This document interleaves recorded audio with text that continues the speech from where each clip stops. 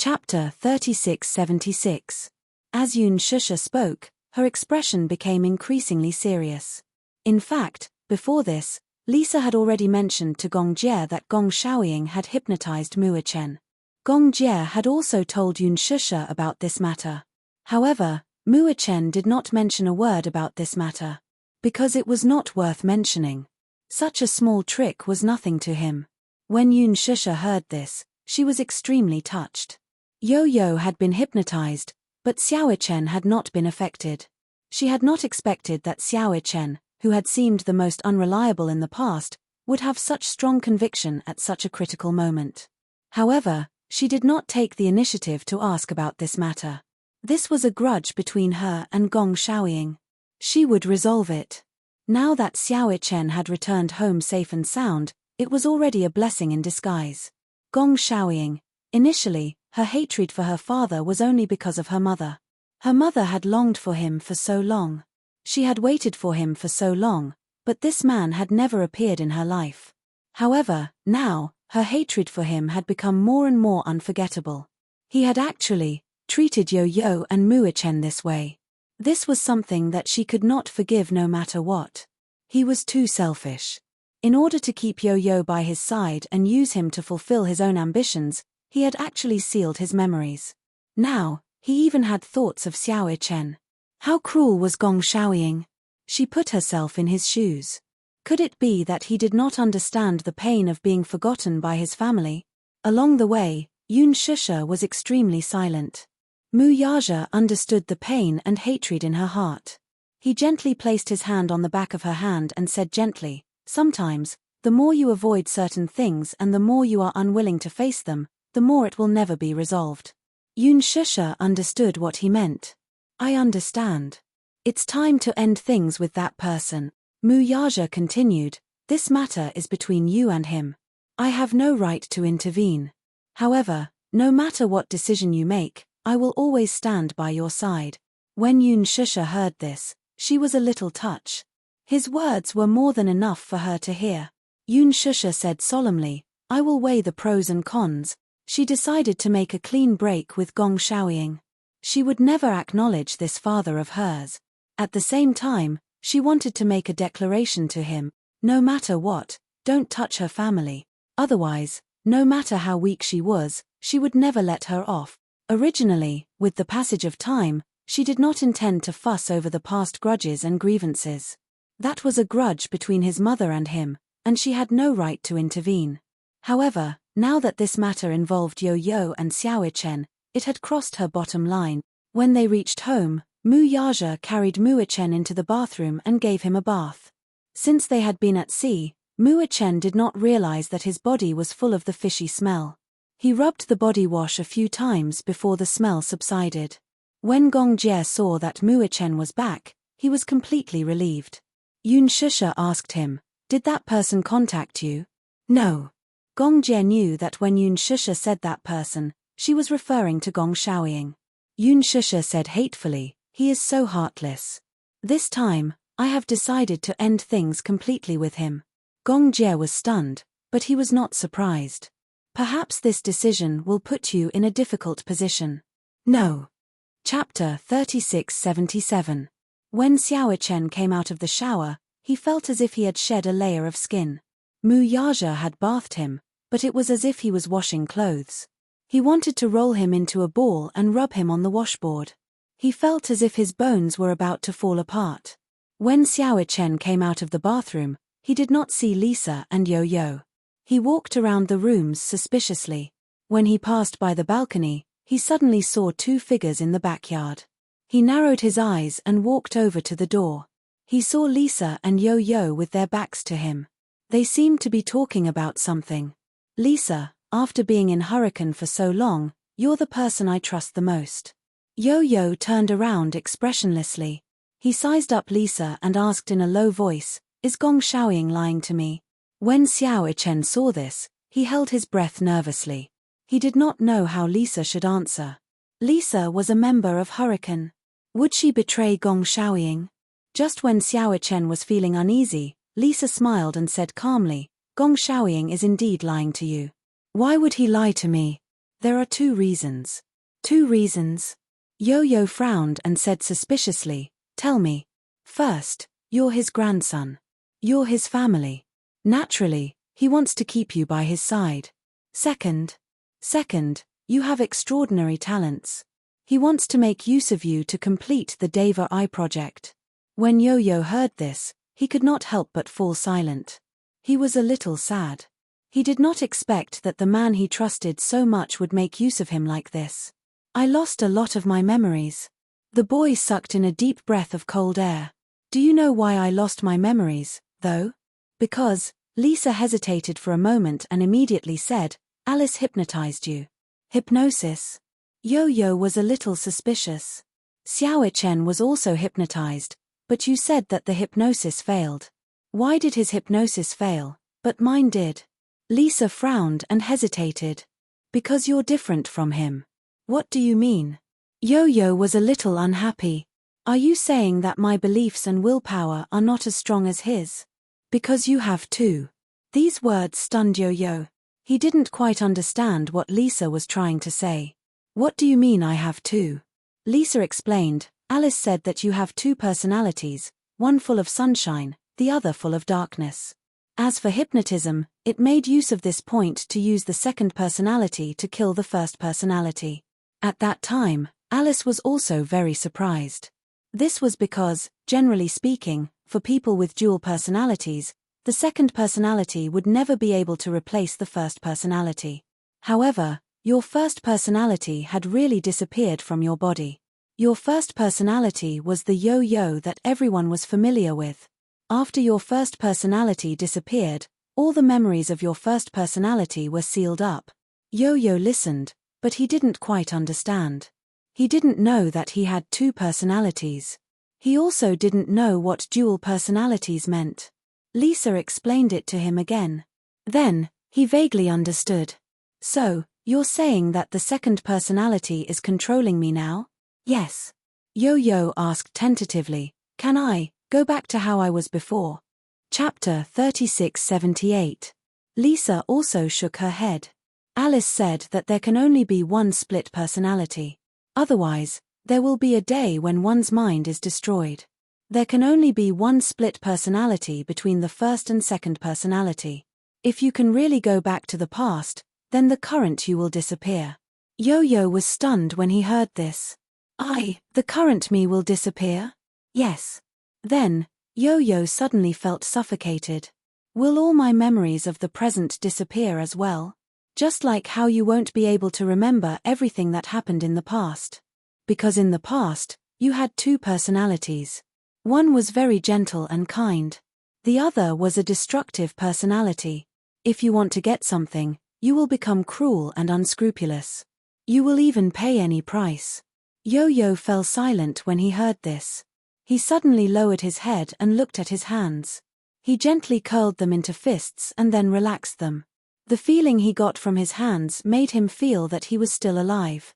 However, Lisa said that if the 2 personalities existed at the same time, they would reject each other. Finally, one day, the mind would be destroyed.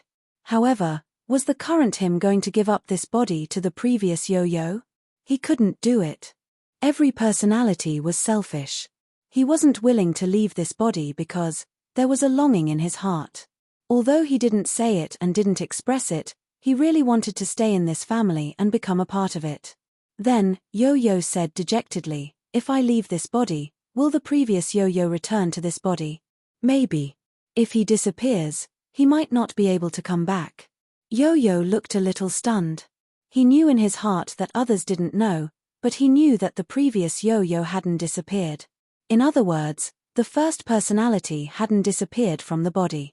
It still carried the memories and was sealed in the depths of the body. He would often dream of that child. That Yo-Yo was trapped in a prison. He could often see him and talk to him. He had dreamed countless times that he was traveling on the sea with a child. He was wearing a black shirt, and the child was wearing a white shirt. The child was running non-stop, and he was absorbing the child into his body. Then, Yo-Yo disappeared. He took his place. It turned out that the child was another personality. He had no way of knowing. He only thought that he was the invader, another version of himself. He never thought that the two personalities were two completely different entities. Why? He had to create him. Why did he have to compete with a child for a body when he was the one who created him and brought him to this world? He also wanted to exist. But how should he exist? Yo-Yo asked calmly. Compared to me, they probably prefer the old Yo-Yo, don't they? Lisa looked at him in surprise, but didn't say anything. Daddy is one, Mommy is one, Little Ichen is one, and so is Yu-Yao. Including you, Lisa, right? Compared to me, you want the old Yo-Yo to come back, right? Chapter 3679. On the other hand, he wasn't needed, wasn't liked, and didn't have any value in his existence. Lisa couldn't say a word for a long time. She didn't expect Yo-Yo to be so sensitive as to say that. However, it was the truth. Lisa missed the Yo-Yo of the past, the gentle and kind Yo-Yo. However, her heart ached when she heard what he said. Xiao Chen's voice suddenly came from behind. You're needed. Yo-Yo was stunned. He turned around in shock and looked at Xiao Chen. Seeing him walking towards him slowly, he didn't know what to do. He said unhappily, "Why were you eavesdropping on our conversation?" "What do you mean by eavesdropping?" Little Chen said matter-of-factly, "I'm clearly listening openly." Yo-Yo was speechless. Who said you're not needed? Whether it's the Yo-Yo of the past or the Yo-Yo of the present, we need both of you. Not one less. Yo-Yo couldn't help but laugh when he heard this.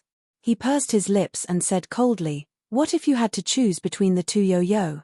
Xiao Chen was stunned when he heard this. He asked in confusion, "Why would I have to choose between the two?" "Because there's only one personality in this body." Yo-Yo looked at him with a burning gaze. "If you had to choose, which one would you choose?" Xiao Chen was speechless. Yo-Yo already knew the answer.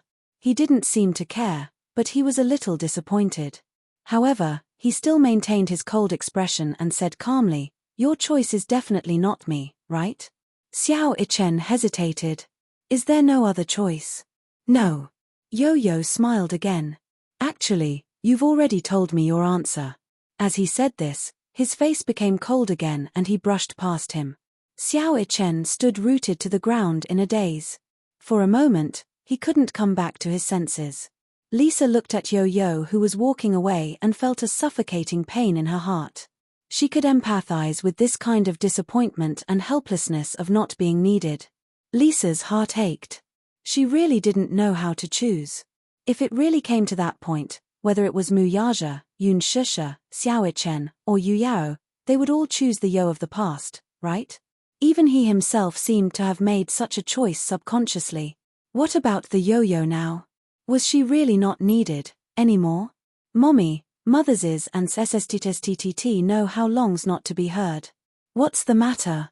Yun Shusha didn't notice the loneliness and hesitation in her son's voice. Now that Xiao Chen was back, she wanted to show off her cooking skills and cook a table full of delicious dishes. Mommy, do you know that Yo-Yo has dissociative identity disorder? Yun Shusha stopped what she was doing. She turned around in confusion and looked at Xiao Chen. Frowning, she asked, "Why did you suddenly bring this up? One is the gentle Yo-Yo of the past, and the other is the Yo-Yo of the present. If you had to choose, which one would you choose? Is it the Yo-Yo of the past? Why must you make such a cruel choice?" Yun Shusha was a little worried. No matter who it is, Yo-Yo is still Yo-Yo, isn't it? Chapter 3680. Xiao Chen continued, "If you choose the current Yo-Yo, then the old Yo-Yo will be completely destroyed. If you choose the old Yo-Yo, then the current Yo-Yo will also disappear from your body." Yun Shusha frowned slightly. "Mommy, don't you want the old Yo-Yo to come back?" "Yes, then, what about the current Yo-Yo?" Yun Shusha suddenly fell silent. She sighed. "I don't want to lose any of them." In the study room, Yo-Yo sat on the chair and looked out of the French window quietly. He suddenly felt a little envious. He had never envied anyone, except for Yo-Yo. It was only when he became part of his life that he started to feel envious. The old Yo-Yo had led such a happy life. Every night, Yun Shusha would read him a bedtime story. Even though he always felt that such stories were childish and ridiculous, he would fall asleep without nightmares as he listened to her gentle voice. In the morning, Mu Yaja would wake him up for a morning run. He gradually fell in love with such a life. It was a life where he could rely on and be relied on. Yo-Yo led such a life for 8 years. But he had never had it. Just like what Lisa had said, if he had never had it, he would not have longed for it. However, once he had it and tasted happiness, it would be extremely difficult to give it up. Yo-Yo turned around. The desk beside him was where the old Yo-Yo used to work. His fingers gently caressed the solid wood surface of the desk. The smooth and slightly cold touch made him feel a little lost. Just like this desk and everything here, it did not seem to belong to him. He had no choice but to accept all of this logically and with a clear conscience. However, he felt a little unwilling to give up this position. What the old Yo-Yo could not do, he could do. What the old Yo-Yo could do, he could do better. He wanted to stay. Yo-Yo suddenly stood up and stood in front of the bed. He gazed at the scenery in the garden. In the back garden, beautiful Chinese roses were blooming proudly. Have the two children successfully reached the capital? Ashland Island. Gong Xiaoying sat on the bed in the bedroom. This bed used to be Yo-Yo's bed and Xiao Chen's bed. His subordinate immediately replied, "As far as I know, the two children have returned to the capital." Gong Xiaoying's eyes were filled with surprise. Yo-Yo, we searched along the way and found the yacht they were on when they left. There was a corpse on it. According to our analysis, it was the corpse of a pirate. Gong Xiaoying became nervous. Pirates? Did they encounter pirates? A few days ago, their yacht was probably caught in a storm at sea, so they turned back and encountered pirates. After a pause, he explained, "But I don't think they were hurt. They hung the corpse on the pole of the yacht as a deterrent." Gong Xiaoying was relieved when he heard this. He was surprised and delighted. He did not expect his two grandsons to be so capable. One was intelligent and the other had amazing martial arts skills. What about Lisa? Didn't she come back? No. Forget it, let her be. She only has one master in her heart. As Gong Xiaoying said this, he waved his hand and his subordinates left respectfully. Chapter 3681. Everything had come to an end. Whether it was the absurdity, the ambition, or the decades of hatred, they had finally let go. Gong Xiaoying sighed. His back seemed to have aged a lot. It's time to eat. The family sat down at the dining table. The dining table was huge. Even if the 7 of them squeezed together, it was still big enough. Hua Jin had rushed back from the set when he found out that Xiao Chen had returned home. Mu Yaja and Yun Shusha sat on one side, Gong Jie and Yo-Yo sat on the other, Xiao Chen and Lisa sat on the other, and Hua Jin and little Yuyaro sat on the other. Lisa only felt that the attractiveness of this table was simply star-studded. Gong Jie and Hua Jin were especially good-looking. Gong Jie was especially particular about dressing up. Hua Jin had just returned from the set, so he still had a thick layer of makeup on his face. Xiao Chen teased him, "Uncle Hua Jin, aren't you going to remove your makeup before eating? What if the powder on your face floats into my bowl?" Hua Jin choked and said angrily, "Xiao Chen, I was looking forward to seeing you come home. You're teasing me the moment you're back. I'm not happy." "That's right." Yun Shusha immediately stopped them and said, "All right, it's rare that we're happy today. Stop arguing and start eating. Try my cooking." Everyone had already picked up their chopsticks, but when they heard that Yun Shusha was cooking, they were all stunned. "Isn't brother-in-law cooking tonight?" Mu Yaja said innocently, "No." After being married for so long, Mu Yaja was usually the one who cooked. After a year, he had perfected his culinary skills. Although he wasn't as good as Yo-Yo's cooking from a 5-star hotel, he was still good at cooking basic home-cooked dishes. Yun Shusha rarely cooked. However, whether it was Gong Jie or Hua Jin, they all remembered that Yun Shusha would occasionally cook some dark dishes. They didn't dare to eat. Hua Jin said pitifully, "I miss Yo-Yo's cooking. I don't know when I'll be able to taste it." Yo-Yo frowned in confusion. "Was my cooking in the past?" When he asked this question, the group of people looked at him seriously and nodded in unison. Gong Jie said, I've always been picky, but as long as it's your cooking, I can't find anything wrong with it. Yo-Yo couldn't help but be stunned. Hua Jin added, Yo-Yo's cooking is very good. At least, I haven't seen anyone who can cook better than Yo-Yo. Lisa clumsily picked up her chopsticks. She knew how to use chopsticks, but she still couldn't get used to it. She looked at the dishes and didn't know where to start. Because these dishes were all unheard of. After being in Hurricane for so long, she was used to eating Western food and rarely touched Chinese food. Occasionally, she would eat Chinese food, but it was already Western-style Chinese food. She had never eaten authentic Chinese food. What is this? This is steamed chicken. Dip it in the sauce and it'll be delicious. Yun Shusha added, this is ready-made from the market. After she said that, the group of people rushed to grab the steamed chicken with their chopsticks. Yun Shusha couldn't help but feel speechless. They were so enthusiastic when they heard that she didn't cook it. These people must be deliberately trying to undermine her. Lisa picked up a piece of chicken and dipped it in the sauce as Yun Shusha said. She took a bite and her eyes lit up. Yun Shusha's gaze was fervent. Is it to your taste? Yes, it's delicious. Chapter 3682. Lisa finished the chicken in no time and picked up another piece. This time, she dipped it in more sauce. It was obvious that she liked to eat boiled chicken. Yun Shusha introduced the dishes one by one. This is red braised pork, this is old goose soup, this is, what kind of meat is red braised pork made of? Pork. Yun Shusha probed, do you have any taboos? Some people's religious beliefs forbade pork. Lisa shook her head. I eat all kinds of meat. Xiao Ichen shivered. You eat human meat too? Lisa smiled. Of course, if you're willing to contribute yourself. Everyone at the table laughed. The atmosphere became lively all of a sudden. Lisa quickly got used to the warm atmosphere of the dinner. In the past, when they ate in Hurricane, the huge dining hall was very quiet and silent. Everyone sat at one table and hurriedly finished their meal and left. Eating was just to relieve hunger and it didn't take too long. This was the first time she ate with so many people. At first, she felt a little awkward. However, as she got familiar with them, she also felt that it would be very lively to have so many people eating and chatting together.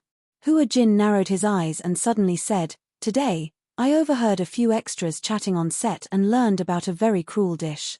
Cruel? Yun Shusha frowned. What dish? Sanji-er. Sanji-er? Gong Jie was curious when he heard that. Why is it called Sanji-er? Because it has something to do with the ingredients of the dish. Gong Jie's face darkened. Don't keep me in suspense. Hua Jin was afraid when he saw his expression. He immediately sat up straight and said, the main dish is a newborn live rat. The person who eats it will use a pair of red-hot iron chopsticks to pick up the rat. It will squeak once, and this is the first squeak. When it is dipped in seasoning, it will squeak again, and this is the second squeak. When it is placed in the mouth, it will squeak again, so it is called sanji-er. I heard that this dish is very delicious, but it is especially scary when eaten. As soon as Hua Jin finished speaking, the group of people silently put down their chopsticks. Yun Shusha, in particular, felt nauseous. Live rats. It's not a rat. It's a hairy rat. It's artificially bred and very hygienic. How strange. There are still people who eat rats alive. Xiao Ichen covered her mouth. That's disgusting. Uncle Hua Jin, you must be here to cause trouble. It wasn't easy for Mommy to cook a table of dishes, but you ruined everyone's appetite. Hua Jin said innocently, I'm innocent. I only said it because Master Jie asked me to. Gong Jie said angrily, if you didn't mention it, would I have asked you? I won't take the blame for this. Yun Shusha warned, you're not allowed to say such disgusting things again. Lisa, on the other hand, was very calm. No one touched their chopsticks. She was the only one who was seriously studying the braised pork. Xiao Ichen asked in confusion, Lisa, don't you feel disgusted? I don't. Lisa said calmly, I've seen people eat live bamboo rats before. The group of people fell silent. That's disgusting. Hua Jin was obviously disgusted. Actually, It's not particularly disgusting. It's okay.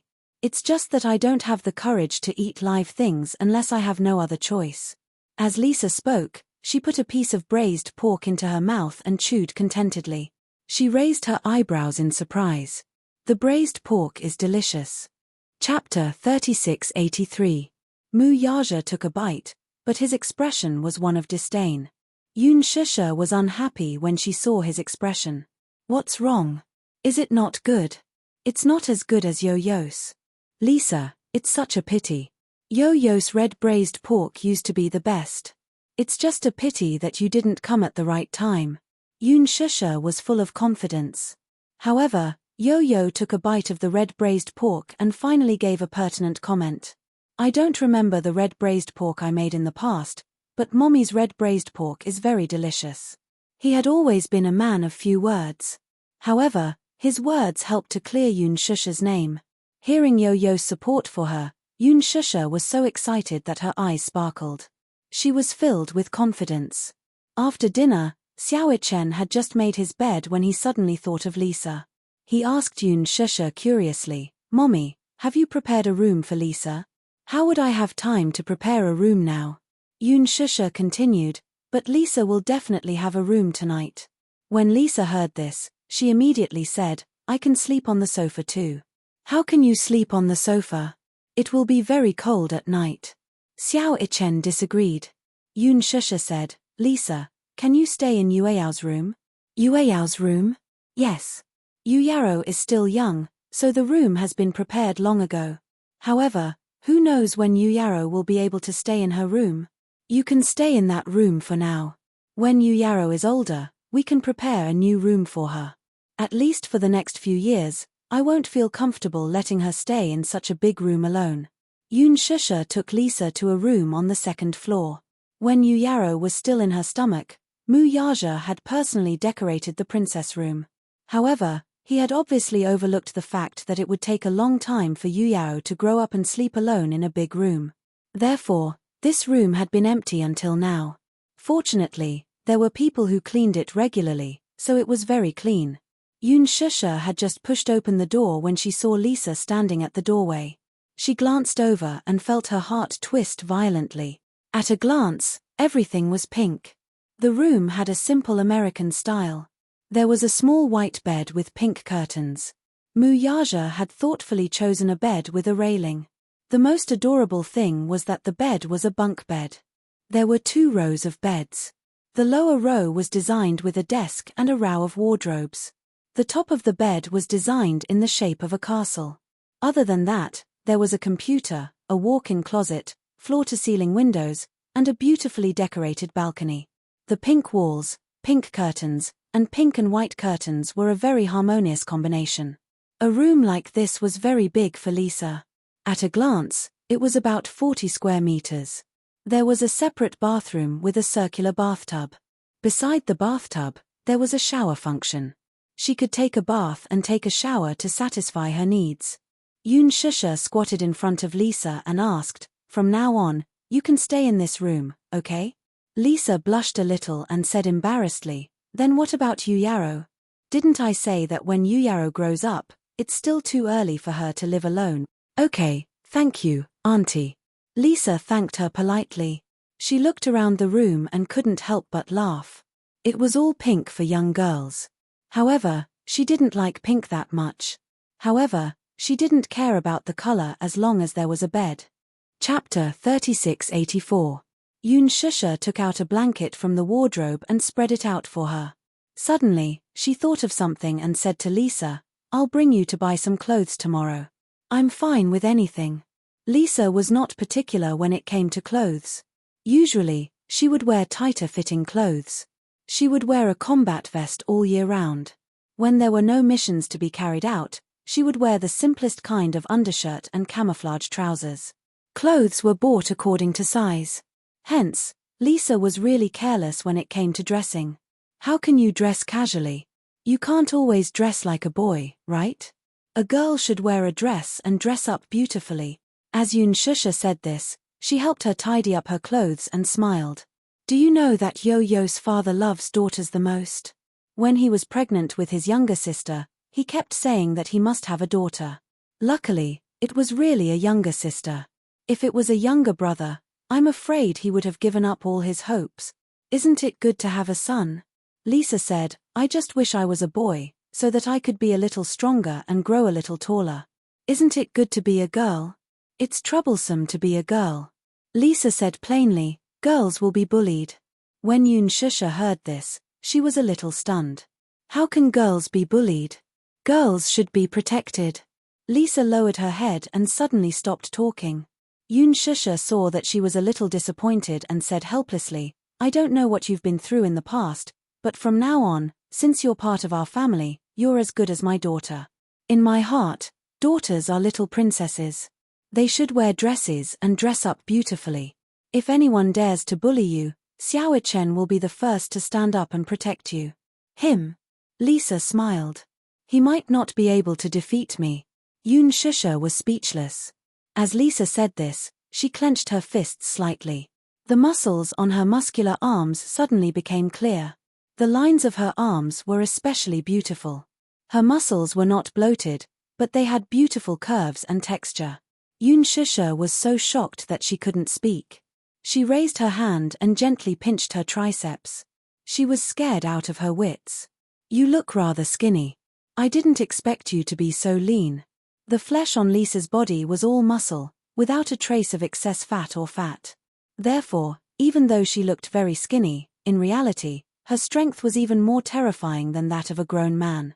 Lisa smiled. I've been training since I was young. All of this is the result of training. Then, you can definitely do a lot of push-ups. I don't do push-ups. That kind of training doesn't work for me. Then, what kind of training do you usually do? Lisa raised her eyebrows and took half a step back. She placed her left hand behind her back and used her right arm to do a handstand. She did it steadily without the slightest wobble. Just as Yoon Shusha was so shocked that she couldn't close her mouth, she saw Lisa's right hand, which was supporting herself on the ground, suddenly raise 2 fingers. She used only her index and middle fingers to do a handstand. Moreover, she didn't just do a handstand. She bent her arm and straightened it again. Her handstand was terrifyingly accurate. Lisa landed on the ground and stood up. Her face was not red and her heart was not beating fast. I usually train like this. Yoon Shusha was speechless. What a terrifying level of training. She trained her body so well. This girl. Chapter 3685.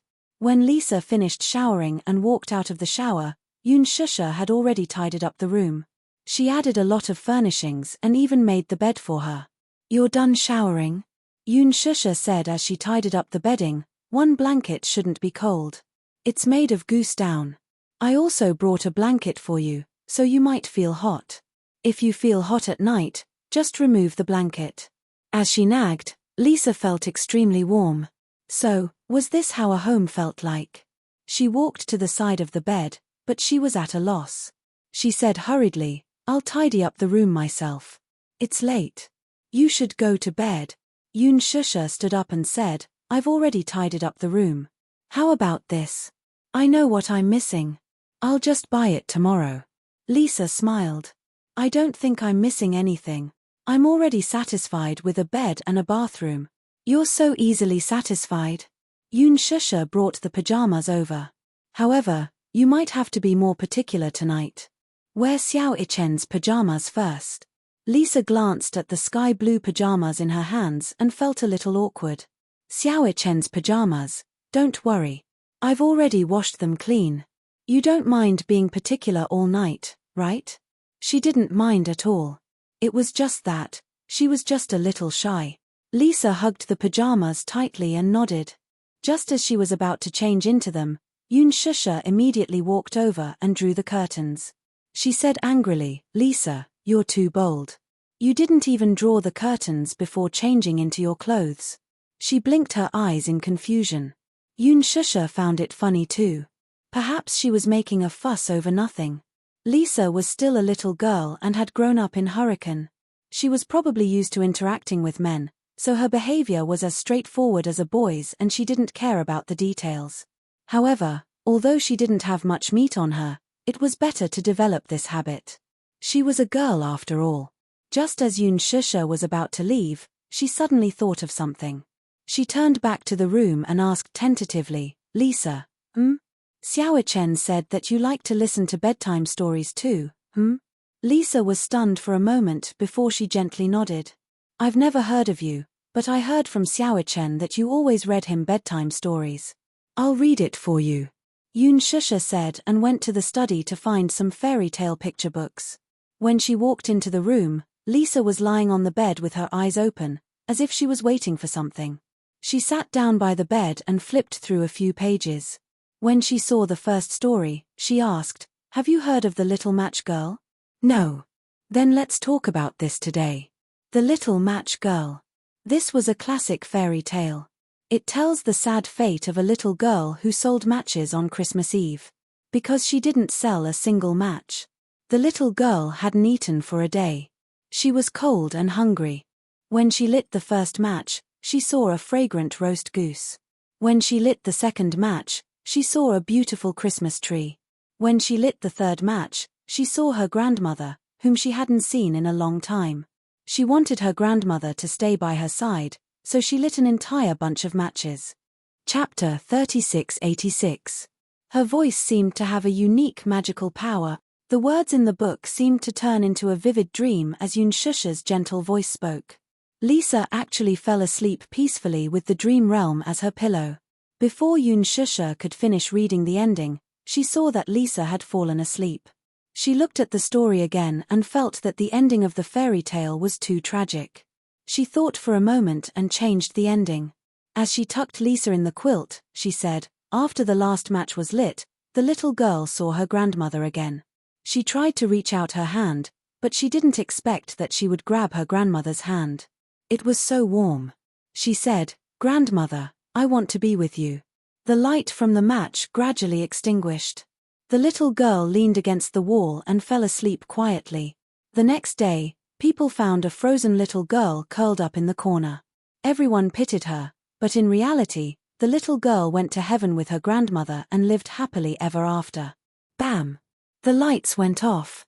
Yun Shusha placed the fairy tale at the head of the bed. She stood up gently and left the room. In the living room, Mu Yaja had just finished showering. When he saw her coming downstairs, he raised his eyebrows and asked, Lisa is asleep? Yeah. She's asleep. Yo-Yo and Xiao Chen are still waiting for you to read them a bedtime story. Yun Shusha's hand, which was holding the glass of water, paused.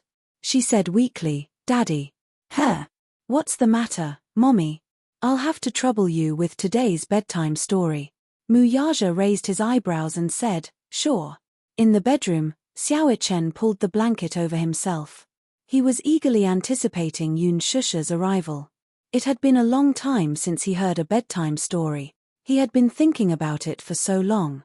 However, just as he was anticipating it, Xiao Chen saw Mu Yaja enter the room with the fairy tale. He was stunned and sat up abruptly. Daddy, why are you here? Why can't it be me? Mu Yaja said indifferently, Your mother is unwell. Today, I will read you a bedtime story. Xiao Chen said awkwardly, I don't want you to tell me.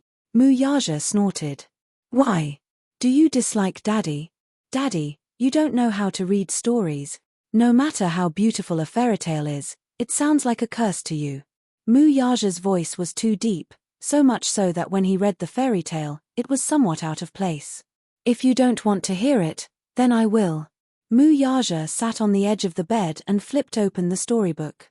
Xiao Chen was disgusted and kicked it open. The father and son were in a mess.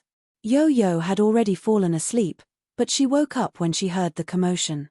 She reached out and grabbed Xiao Chen's face, rubbing it viciously. Ah! Yo-Yo, what are you doing? Be quiet. When Yun Shusha passed by the room, she heard the commotion. Curious, she pushed open the door slightly and took a peek. She saw the father and son throwing pillows at each other and arguing fiercely. Xiao Chen, in particular, was red in the face from Mu Yaja and Yo-Yo's joint attack. You two are shameless. Shameless. Shameless. Arf, I'll fight it out with you. Fat. These three rascals. Mu Yaja was too much. He was an adult, but he was arguing with two children. Chapter 3687. The next day, Yoon Shusha brought the three kids to the mall. Besides buying some daily necessities, she also brought Lisa to buy some clothes. When Lisa arrived, she didn't have any clothes on. Now, she was wearing Xiao Ichen's clothes. According to the measurements, Xiao Ichen's clothes fit her perfectly. Her clothes were too big and Yo-Yo's clothes were too small. Yoon Shusha bought a lot of princess dresses for Yu Yao. Mu Yaja had also bought some for her, but they were still too small for Lisa. Lisa was very tall and was almost as tall as Xiao Ichen. It was Lisa's first time shopping in a mall. There was a dazzling array of counters and all kinds of dresses and clothes. It was a dazzling sight. Xiao Ichen suddenly stopped in front of a children's clothing store. "Mommy, this is the store." Yoon Shusha and Lisa stopped to take a look. Lisa's face turned red. "Why are they all dresses? They look quite nice." "They do look nice, but they don't suit me." Lisa had never worn a dress before, so she was a little conflicted about it. Yoon Shusha grabbed Lisa's hand and pulled her into the store. "Try it on." Before Lisa could say anything, Yoon Shusha dragged her into the store. Yo-Yo and Xiao Ichen followed closely behind. Xiao Ichen was especially enthusiastic about choosing clothes for Lisa. This one is good. And this one. Mommy, look." Lisa stood in the fitting room uneasily. Suddenly, there was a knock on the door. She asked, "Who is it?" "It's me." It was Yo-Yo's voice. Lisa opened the door and saw Yo-Yo holding a dress in his hand. He handed it to her. "Try it on." I picked it out." Lisa's face turned even redder, but she didn't reject him. She took the dress from him and locked the door. After changing into the dress, she didn't dare to open the door and walk out. She kept tugging at the hem of the dress because she felt that it was too low. She felt a little awkward. She felt uncomfortable walking in the dress. Outside the door, Yoon Shusha asked, "Lisa, are you done changing?" "Yes." "Then come out." Hearing her say so, Lisa could only brace herself to open the door and walk out. However, just as she stepped out, she vaguely heard a few gasps, and for a moment, her scalp went numb. "This dress doesn't suit me." Yo, on the other hand, but she didn't look surprised. Yo, on the other hand, Saturday. "Yo, what happened? You look really good in this dress." Lisa was tall and slim, so it suited her to wear a dress that reached her knees. It made her look classy. The dress was simple, but it was beautiful. It was a white blouse and aqua blue spaghetti strap skirt. The design was perfect. There weren't any extra embellishments, but it made her look gentle and beautiful. Xiao Ichen walked around her in a circle. He couldn't hide the surprise in his eyes. "Lisa, I didn't expect you to look so good in a dress." Lisa said. Yo-Yo picked it out. "I feel that it's too short." Yo-Yo picked it out. Chapter 3688. Yoon Shusha immediately said, Hey, I picked two of them. Mommy's choices are the same as mine. Lisa, try them on." Yoon Shusha was speechless. She sized up Lisa and then Xiao Ichen. She felt that there was something fishy going on between the two of them. Xiao Ichen seemed to be very passionate about Lisa. Could it be? Was this the boy's first awakening of love? It seemed like there was something going on between them. Lisa carried the dress into the fitting room. After a while, she changed into a new dress. She opened the door and walked out. Her expression was not as unnatural as before. It was as if she had gotten used to wearing dresses. However, she still felt a little uncomfortable. The dress that Xiao Ichen had picked was brighter. It was made of organza and had pink embellishments. There was a circle of organza roses at the hem of the dress, making it look as if it had been born from a sea of flowers. There were no other embellishments. Lisa looked like a little princess in the dress. "What do you think?" Xiao Ichen looked at Yoon Shusha expectantly. "I picked this dress. Does it look good?" Yoon Shusha nodded. "It looks good. Lisa is a clothes hanger. She looks good in everything." Yo-Yo said indifferently, "It's too gaudy. It doesn't look as good as the one I picked." Little Ichen did not buy it when he heard that. "What do you mean by gaudy?" That's how girls should dress.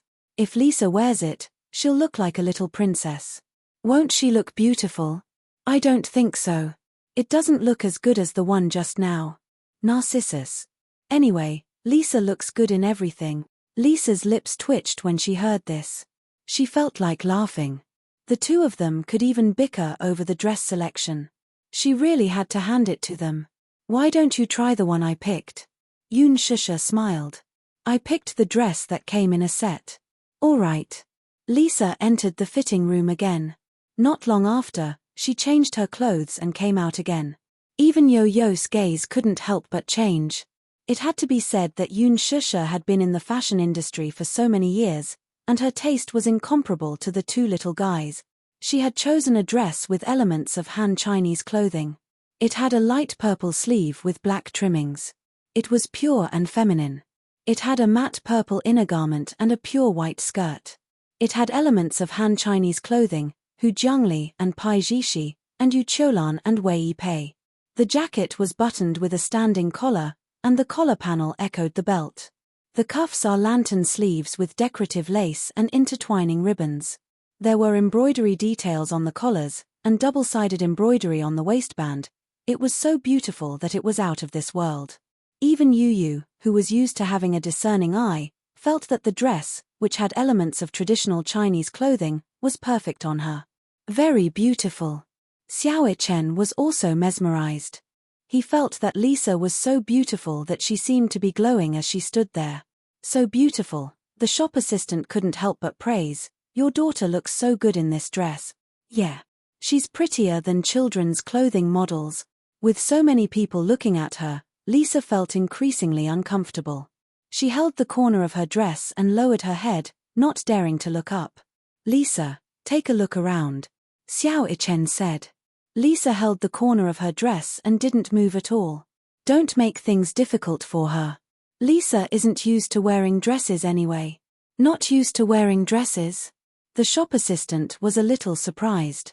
It's a pity that such a beautiful girl doesn't wear dresses. I have a daughter who loves to wear dresses.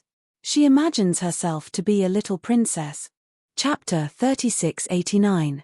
Yoon Shusha smiled. That's right. Daughters are more precious these days. Xiao Chen heard this and felt unlucky. Isn't it good to have a son? A son is also very considerate.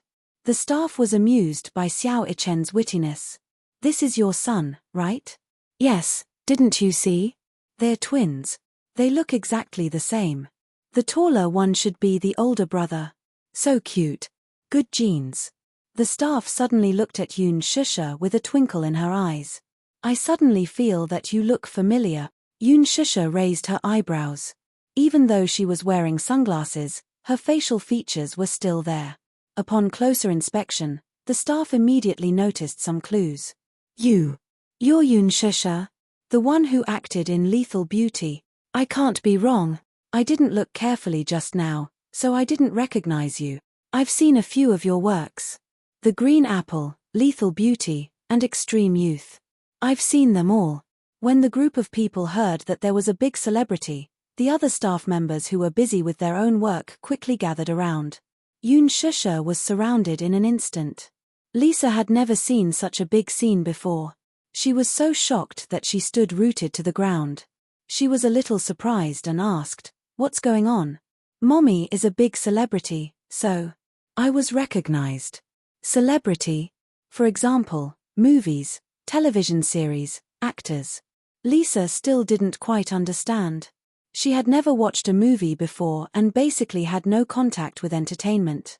Xiao Chen asked, "Do you never watch movies?" Lisa didn't understand. What exactly is a movie? Xiao Chen crossed his arms and gently rubbed his chin. Half an hour later, Yoon Shusha stood outside the theater with the three little guys. She held 3 movie tickets in her hands. However, because it wasn't a holiday, there weren't many people watching the movie. Lisa doesn't even know what a movie is. I want to take her to watch a movie. Xiao Chen leaned against the window and stared at the title of the movie on the electronic screen. What should I look at? What style does Lisa like? Yoon Shusha asked. Lisa shook her head. I'm fine with anything. Yo-Yo was naturally the least interested one. She sat in her seat with bags of various sizes and held a cup of Coke in boredom. Yoon Shusha glanced at him and felt gratified. Yo-Yo loved cola the most. This had never changed. Xiao Chen suddenly said, "Mommy, didn't you make a guest appearance in a movie called Amnesia Labyrinth? How about an animated movie?" Yoon Shusha continued, "There's a Disney movie that came out recently, and the reviews are pretty good. I want to watch Amnesia Labyrinth." "Mommy, what are you acting in it?" Yoon Shusha thought for a moment and said, "I think it's a mystery movie. I heard that I won an award for it." "What award?" "Best Female Lead." After a pause, Yoon Shusha said angrily, "Also, I'm not a guest star. I'm one of the main leads. It's just that I don't have as many scenes as the male lead." Amnesia Labyrinth was a high-quality mystery movie. It had to be said that Yoon Shusha's eye for screenplays was getting better and better. This film had won many important awards. There was no mystery genre in the country, but this film had appeared out of nowhere and shattered everyone's expectations. Chapter 3690. It turned out that there were also high-quality detective films in the domestic market. They had high box office sales and a good reputation. Yoon Shusha played the female lead, Yu Ching, in this detective film. Her brother was suspected of being the murderer. She firmly believed that her brother was not the murderer. She worked with the detective played by Hua Jin to solve the case. In the end, they found out that the real murderer was her twin sister, Yu Shi. In the ending, Yu Shi was identified as the murderer. It turned out that a year ago, Yu Shi was sexually assaulted by a few seniors in school. Unexpectedly, she was pregnant. She did not dare to tell anyone until she had a miscarriage when she was 6 months pregnant. She locked herself in the bathroom. When her brother, Yu Xian, and Yu Qing came back, the bathroom wall was covered in blood. Yu Shi was lying in a pool of blood, unconscious. With hatred in her heart, she started to take revenge and created this serial murder. In order to cover up her crime, Yu Xian threw the stone himself. In fact, the real murderer was Yu Shi. However, when the police arrived, Yu Qing was handcuffed. The character she was playing was a double identity disorder. Yoon Shusha was a little surprised. She remembered that when she first took on this movie, she had to play a double identity disorder. However, there were not many cases of double identity disorder in the world. Therefore, she had to figure it out herself. She did not expect that the person closest to her, her son, would also have a double identity disorder. "Let's watch Amnesia Labyrinth then." Xiao Chen bought 4 tickets and waited for the movie to enter the theater. After the movie started, the 4 of them entered the theater. At this time in the afternoon, there were not many people in the theater. Moreover, the movie had been screening for more than a month and the box office was almost full. Therefore, the screening rate gradually decreased. In a few days, the movie would stop screening. Xiao Chen was very excited. After all, he rarely watched movies and rarely saw his mother's movies on the big screen. Therefore, he was full of anticipation for this movie. In the opening scene of the movie, the female lead, Yu Qing, played by Yoon Shusha, was in the dark. She opened her eyes and saw a pool of sticky blood. She turned around and was shocked to find a corpse. Just as she was about to scream, a hand covered her mouth from behind, and she fainted at once. When she woke up again, she found herself lying in bed with her younger sister, Yu Shi, sitting on the edge of the bed. As the plot unfolded, the police received a report that a body had been found on the embankment of the river. A serial murder case gradually surfaced. The plot was intertwined and the scenes were brilliant. There were no superfluous special effects, but the rhythm was just right. Yu Qing had amnesia. Parts of her memory palace were often missing. Yoon Shusha remembered the scene clearly. When she left the library and returned to the dormitory, she realized that the sky had suddenly darkened. When he left the library, it was still morning. However, when he stood at the entrance of the dormitory and looked up again, the sky had suddenly darkened. After asking her roommates, she found out that today was September 10th. But she remembered reading the newspaper in the library on the morning of September 7th. The memory in between had completely disappeared. Chapter 3691. However, when she passed through a small alley and rushed out of the alley, it was already dusk the next day. Her memory was distorted like a maze. What's going on? Xiao Ichen's curiosity was piqued. It looks like a fantasy film. Yo-Yo furrowed his eyebrows but didn't say anything. He suddenly said, "This is a memory loss." Yun Shusha looked at him with a complicated expression. "Do you understand?" "Yes." Yo-Yo didn't know the plot and continued, "Mommy's character must have a split personality." Yun Shusha was stunned. The first personality and the second personality don't know about each other's existence. Yu Qing's memory loss isn't actually a case of amnesia. It's just that during that period, her second personality woke up and took over the body. Hence, the first personality didn't have the memory of that period because it was another personality in the body at that time. After a pause, Yo-Yo continued, "Actually, I'm guessing that Yu Qing doesn't have a sister. Her twin sister, Yu Shi, is her second personality. Without Yu Shi, the real victim of sexual assault is Yu Qing herself.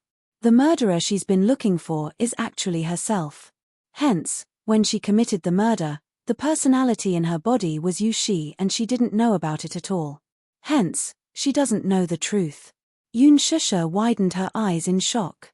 Halfway through the movie, everyone firmly believed that Yu Shi was the real murderer. Without any hints from the plot, Yo-Yo could accurately tell the core of the story. That was because Yo-Yo really had a split personality. He understood the subtle relationship between Yu Qing and Yu Shi. They were close, but they were enemies. At the end of the movie, in the mental hospital, the male lead, Jie, played by Hua Jin, came to the ward. Yu Qing sat alone on the bed, hugging her knees. He walked into the room and looked at her with heartache. The movie rewound. It turned out that Yu Shi really didn't exist. Back then, because of the sexual assault, because of the twisted hatred and despair, the originally cowardly Yu Qing developed a second personality. The Yu Shi she had always seen did not exist. Many times, when she spoke to Yu Shi, in the eyes of others, it was as if she was talking to the air. Her brother thought that she had suffered too much and was sick. Actually, she wasn't sick.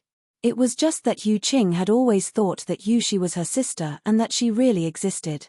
Back then, the one who was sexually assaulted and had a miscarriage in the bathroom wasn't Yu Shi, but herself. The opening scene of the movie was when she switched from her second personality to her first personality. When she woke up and saw the corpse, she was the one who killed it. At that time, her brother happened to return home. When he saw this scene, he immediately rushed over, knocked her out, and personally disposed of the corpse.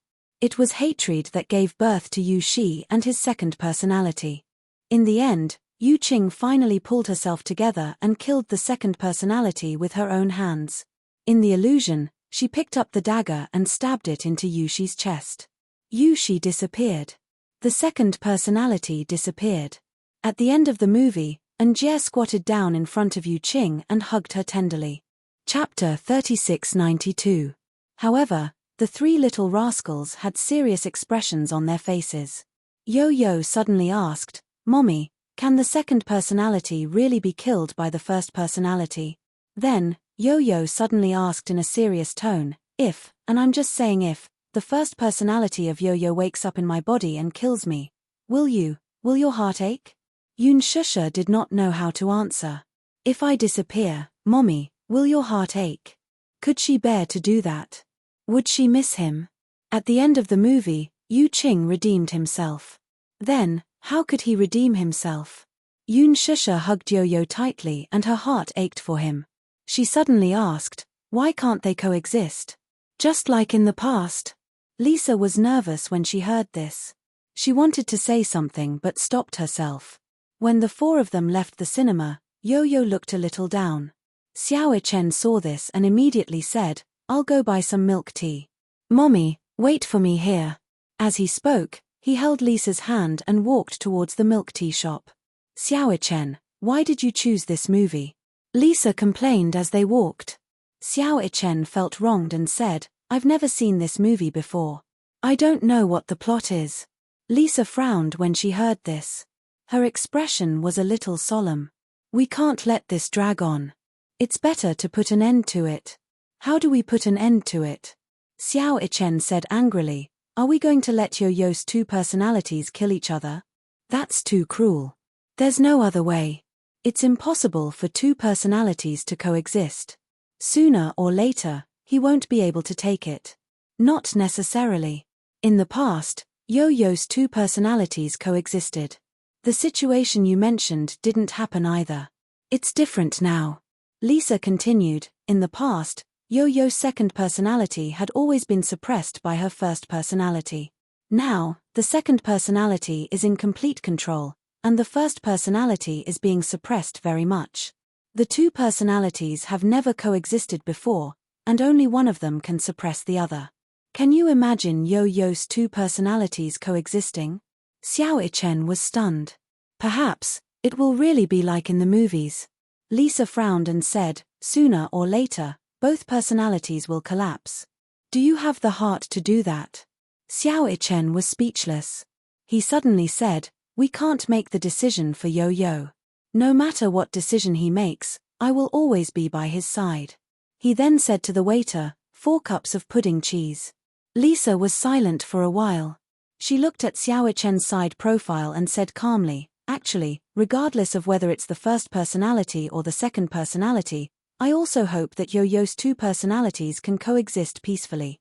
However, dual personalities are very rare. At the moment, there's no treatment for it. This is a little tricky. What about Alice? Does she not have a way to cure it? This is not a normal illness, so it can't be treated with any treatment. Alice doesn't know how to solve this problem. Xiao Ichen's heart sank when he heard this. Let's not talk about this for now. Xiao Ichen took the milk tea from the waiter and turned to leave. Lisa followed behind him and suddenly thought of something. What if we seal the second personality? We don't have to destroy the second personality. Chapter 3693. Xiao Ichen's heart ached as he said, it's the most painful thing to be trapped in a cage all day. When Lisa heard this, she frowned but did not say anything in the end. There was no such thing as empathy between people. This was because the needle was not inserted into one's body, so one would not know how painful it was. They were not Yo-Yo, so they did not know how painful it was for a person to be divided into two opposing personalities. When the 4 of them reached home, Yo-Yo locked himself in his room. Xiao Ichen wanted to follow him in, but he realized that the door was locked.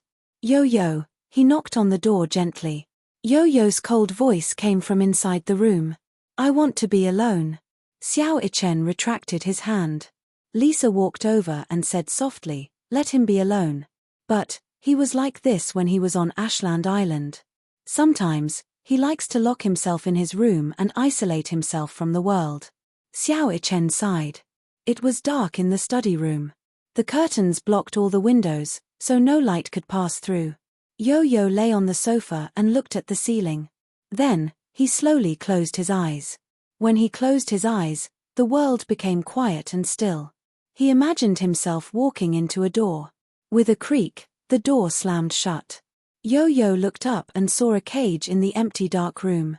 Inside the cage was a child.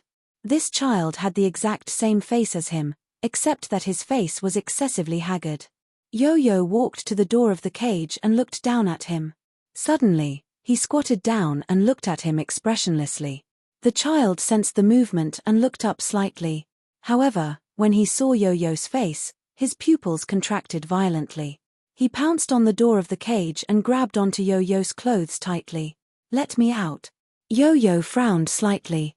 He knew that the child in front of him was his other self. He was Yo-Yo's first personality.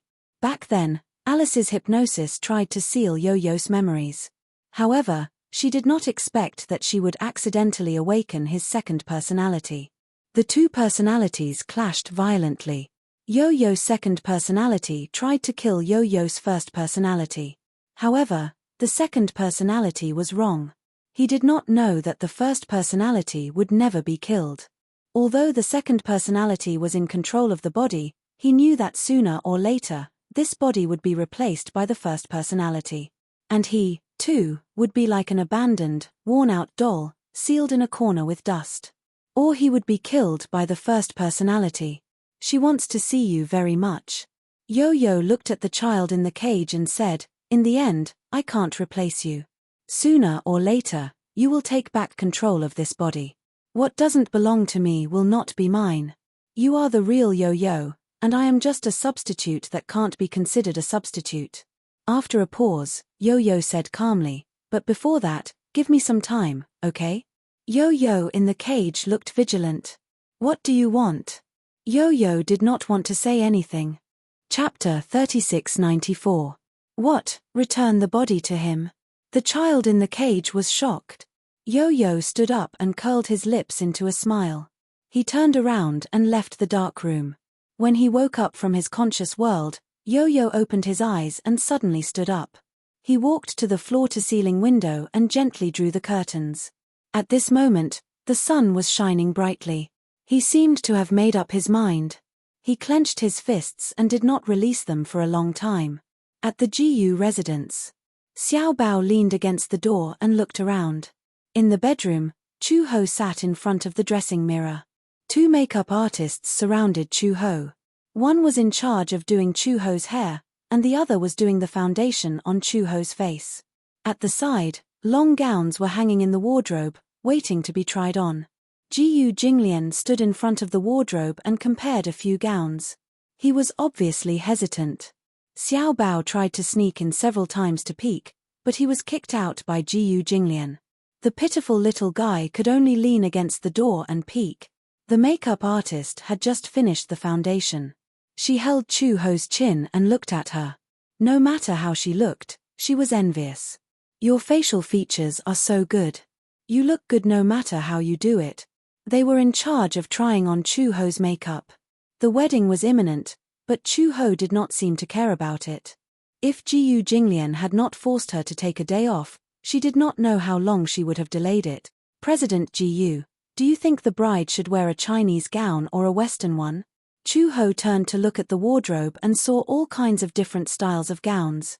There were different styles of wedding gowns, not to mention the Chinese dragon and phoenix gowns and the Han and Tang imperial gowns. Just the 7 to 8 meters long phoenix tail alone made her scalp tingle. Chu Ho asked carefully, "Do I have the right to decide?" Gu Jinglian did not even look at her. "What do you think?" There shouldn't be any." "All right." Chu Ho shrugged helplessly and sat down obediently. Gu Jinglian picked up a dragon and phoenix robe and imagined it. Then, he made a solemn decision. "Chinese style. All right, how about I put on some peach blossom makeup?" The peach blossom makeup paired with the dragon and phoenix robe was absolutely stunning. Coupled with Chu Ho's exquisite foundation, she must be very beautiful. Gu Jinglian didn't know anything about peach blossom makeup, so he said, "I only look at the effect." All right, the makeup artists were trembling with fear, afraid that they would miss anything. When Gu Jinglian got married, the makeup artists he hired were all high-end and expensive. Of course, when the two makeup artists came to try on his makeup, Gu Jinglian also tried to be polite before resorting to violence. "If you don't look good, don't stay in this line of work." How terrifying. When they were first assigned the task, they did not expect that it would be to test the makeup of the Gu family's young master's fiancé. They thought that if they did not look good and offended the Gu family, they might not be able to continue in this line of work. Therefore, they put on makeup seriously and meticulously. Just the foundation makeup alone took an hour.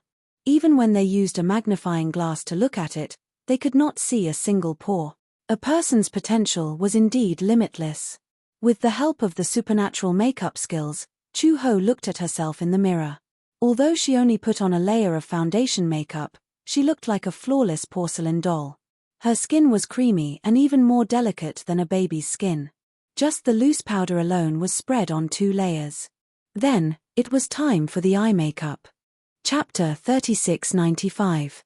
Gu Jinglian walked over to take a look, only to see that they were only at the eye makeup stage. He pursed his lips in displeasure and said, "Why is it so slow?" The makeup artists were trembling. Was it slow? Wasn't it all for the sake of looking good? Furthermore, it takes this long for a woman to put on makeup. Gu Jinglian asked suspiciously, "Does it take that long?" "Of course." Chu Ho was a little impatient. "Get out." Ji Jinglian's face darkened when he heard this. Why should I get out?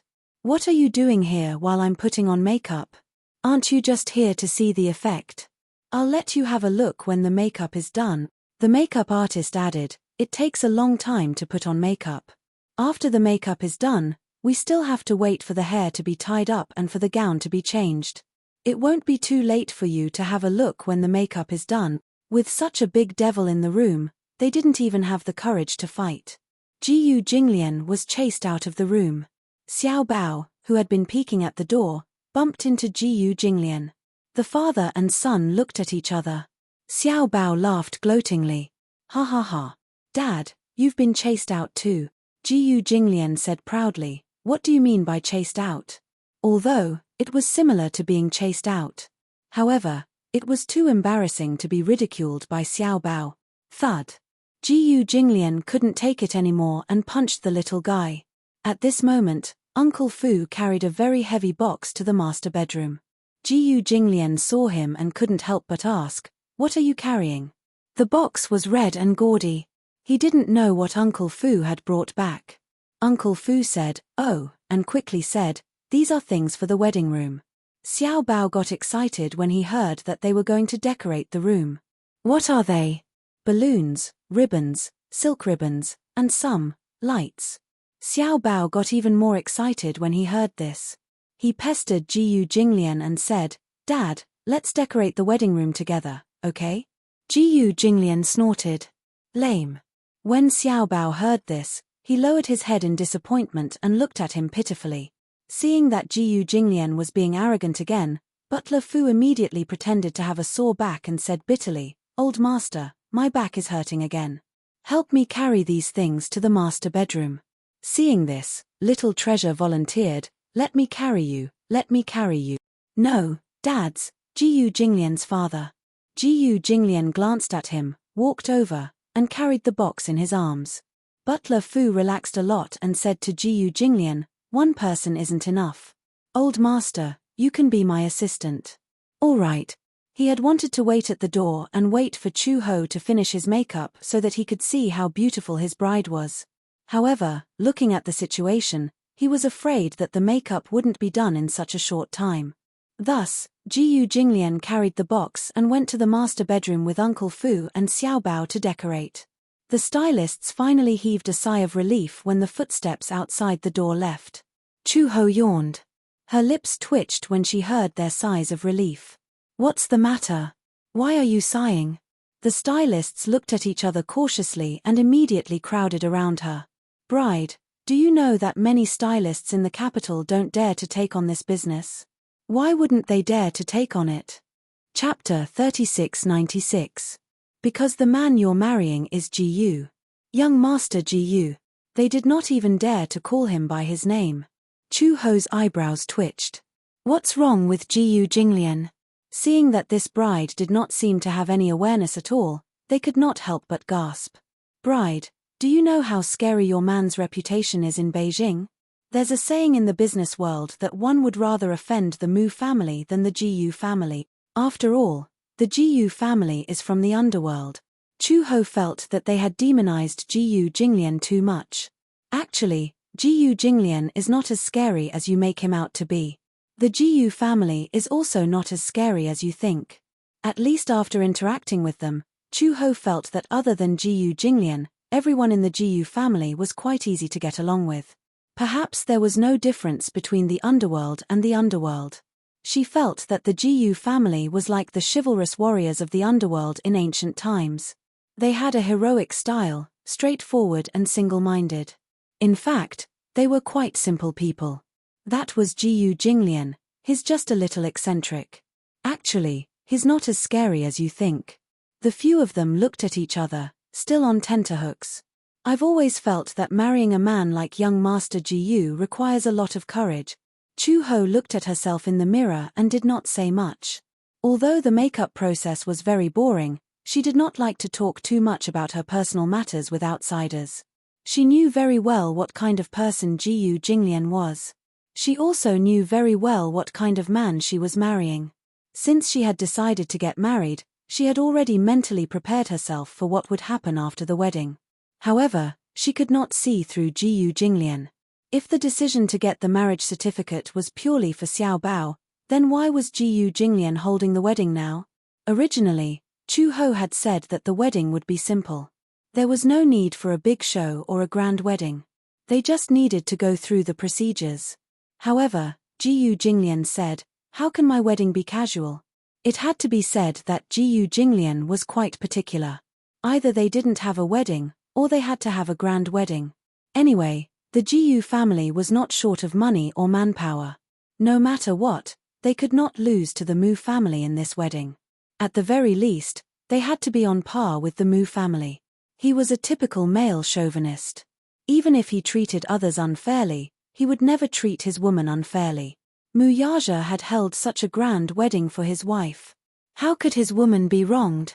Even though Chu Ho felt that there was nothing wrong with a simple wedding, Jiyu Jinglian felt that it was a once-in-a-lifetime wedding, so it couldn't be done so carelessly. Uncle Fu also came over to persuade her, saying that this was the only wedding in a woman's life. No matter what, it had to be done properly.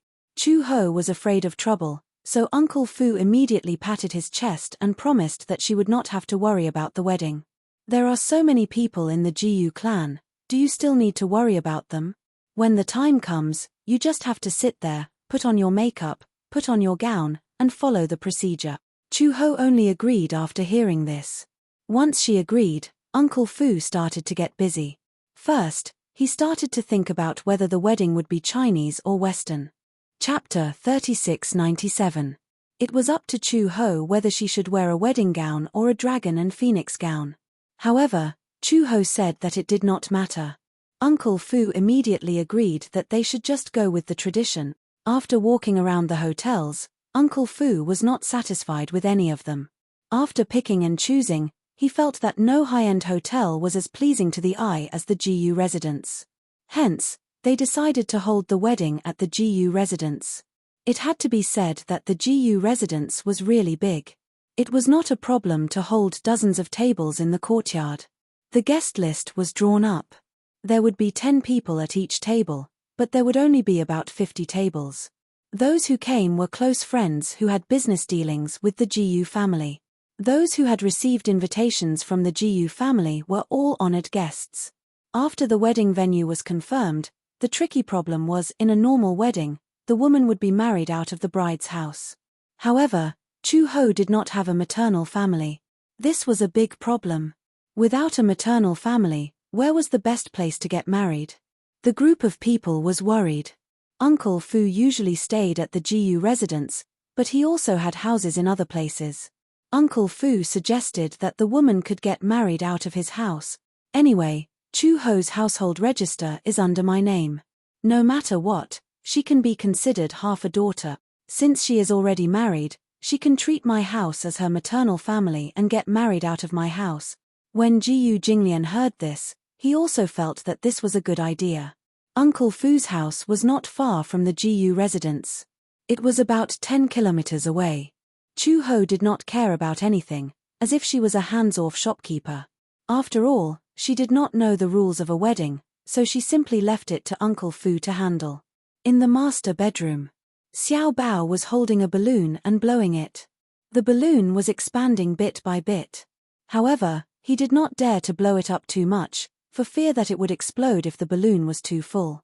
Here, Uncle Fu, tie a knot. Xiao Bao handed the pitifully small balloon to Uncle Fu. Uncle Fu took a look and clicked his tongue. This balloon is too small. It won't do. What happened? Look at how big the balloon in your father's hand is. Xiao Bao looked at the balloon in Jiyu Jinglian's hand and saw that the balloon that Jiyu Jinglian had blown up with the air pump was 10 times his size. What a big balloon! Jiyu Jinglian said disdainfully, "Your balloons are useless." Why? I can't fly. How is this possible? Xiao Bao threw the balloon in his hand toward the ceiling, but he didn't expect the balloon to fall down so quickly. What happened? Xiao Bao looked dejectedly at the balloon in Jiyu Jinglian's hand. He tied a ribbon to it and rolled the ribbon with the back of his knife. He gently loosened the ribbon and the balloon floated up to the ceiling. The balloon was filled with hydrogen, and Xiao Bao directly blew it with his small mouth. Naturally, It couldn't float. I also want to use this thing to fight. Xiao Bao pointed at the air pump.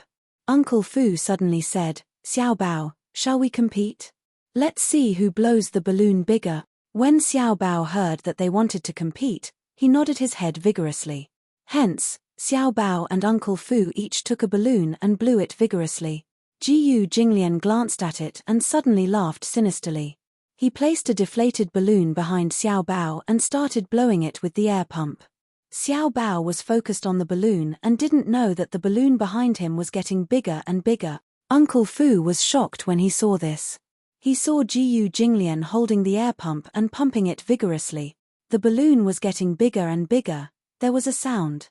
Chapter 3698. The balloon exploded at once.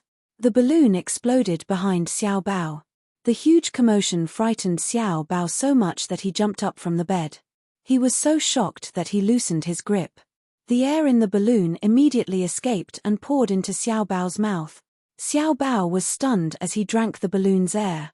He loosened his grip and the deflated balloon immediately flew out. It flew around the room and fell to the ground. When Jiyu Jinglian saw Xiao Bao's intense reaction, he burst out laughing. Ha ha ha. Xiao Bao still did not understand what was going on. He turned around and looked at the remains of the balloon on the floor. Then he looked at the air pump in Jiyu Jinglian's hand and suddenly understood what was going on. You did it on purpose. Xiao Bao stood up and pointed angrily at Jiyu Jinglian. He was so frightened that his eyes turned red. Jiyu Jinglian's face returned to its cold and indifferent expression. No, you're just a coward.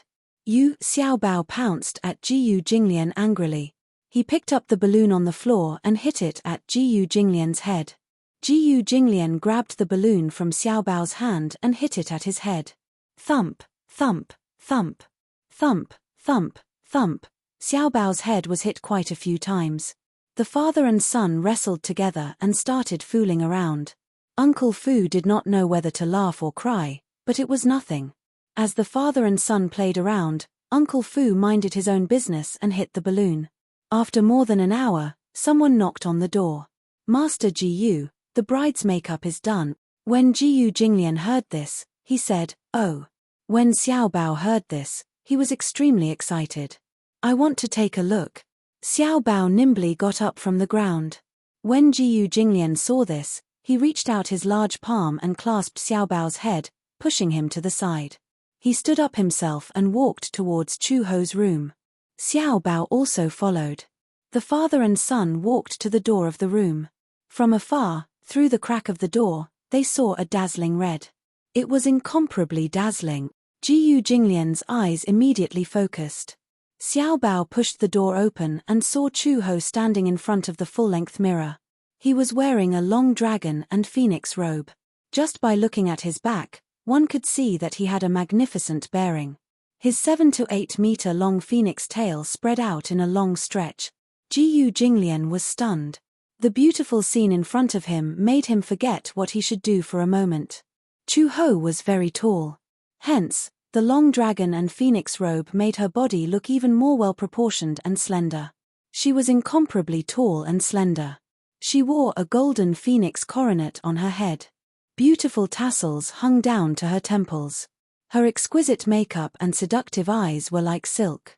Especially the fiery red flower between her brows and her red lips, she was dazzlingly beautiful.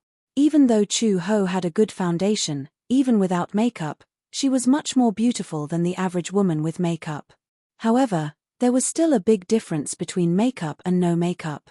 Thick black eyelids, thick and long eyelashes, a perfect amount of blush, fair and translucent, delicate and smooth skin, it was actually a stunning sight. Wow! So beautiful. Xiao Bao walked over carefully, trying not to step on Chu Ho's phoenix tail. Jiyu Jinglian also came back to his senses and walked into the room. Chu Ho's back was facing him. She was still looking at the mirror and examining her makeup. Even she herself was stunned by her flawless makeup. It was too beautiful. This was not makeup, it was simply a disguise. Chapter 3699. So beautiful. So beautiful. Xiao Bao jumped around Chu Ho. She was breathtaking. Jiyu Jinglian stopped behind Chu Ho. He calmed himself down and suppressed his emotions. Pretending to be calm, he said, "Turn around and let me have a look." When Chu-ho heard this, she did not expect Jiyu Jinglian to be there too. She turned around in surprise. However, when she turned around just now, the sunlight in the room was overshadowed in an instant. The whole room seemed to be enveloped by the light emitted from her body. Chu-ho's fair and flawless face was filled with shades of black, red, pink, and white. The black was naturally due to her thick black eyeliner and her curly eyelashes. The pink was due to her pink cheeks. The blush was just right. It was neither too bright nor too plain. Her high nose bridge and bright red lips made her look as graceful as jade. Her bearing was extraordinary. She had a noble and compelling aura that could not be looked directly at. Jiyu Jinglian's Adam's apple bobbed slightly as he stared fixedly at her. Even his heart stopped beating, afraid that he would disturb her beauty. Chu-ho saw that he was staring at her motionlessly and felt a little uneasy instead. "What's the matter? Do I look good?"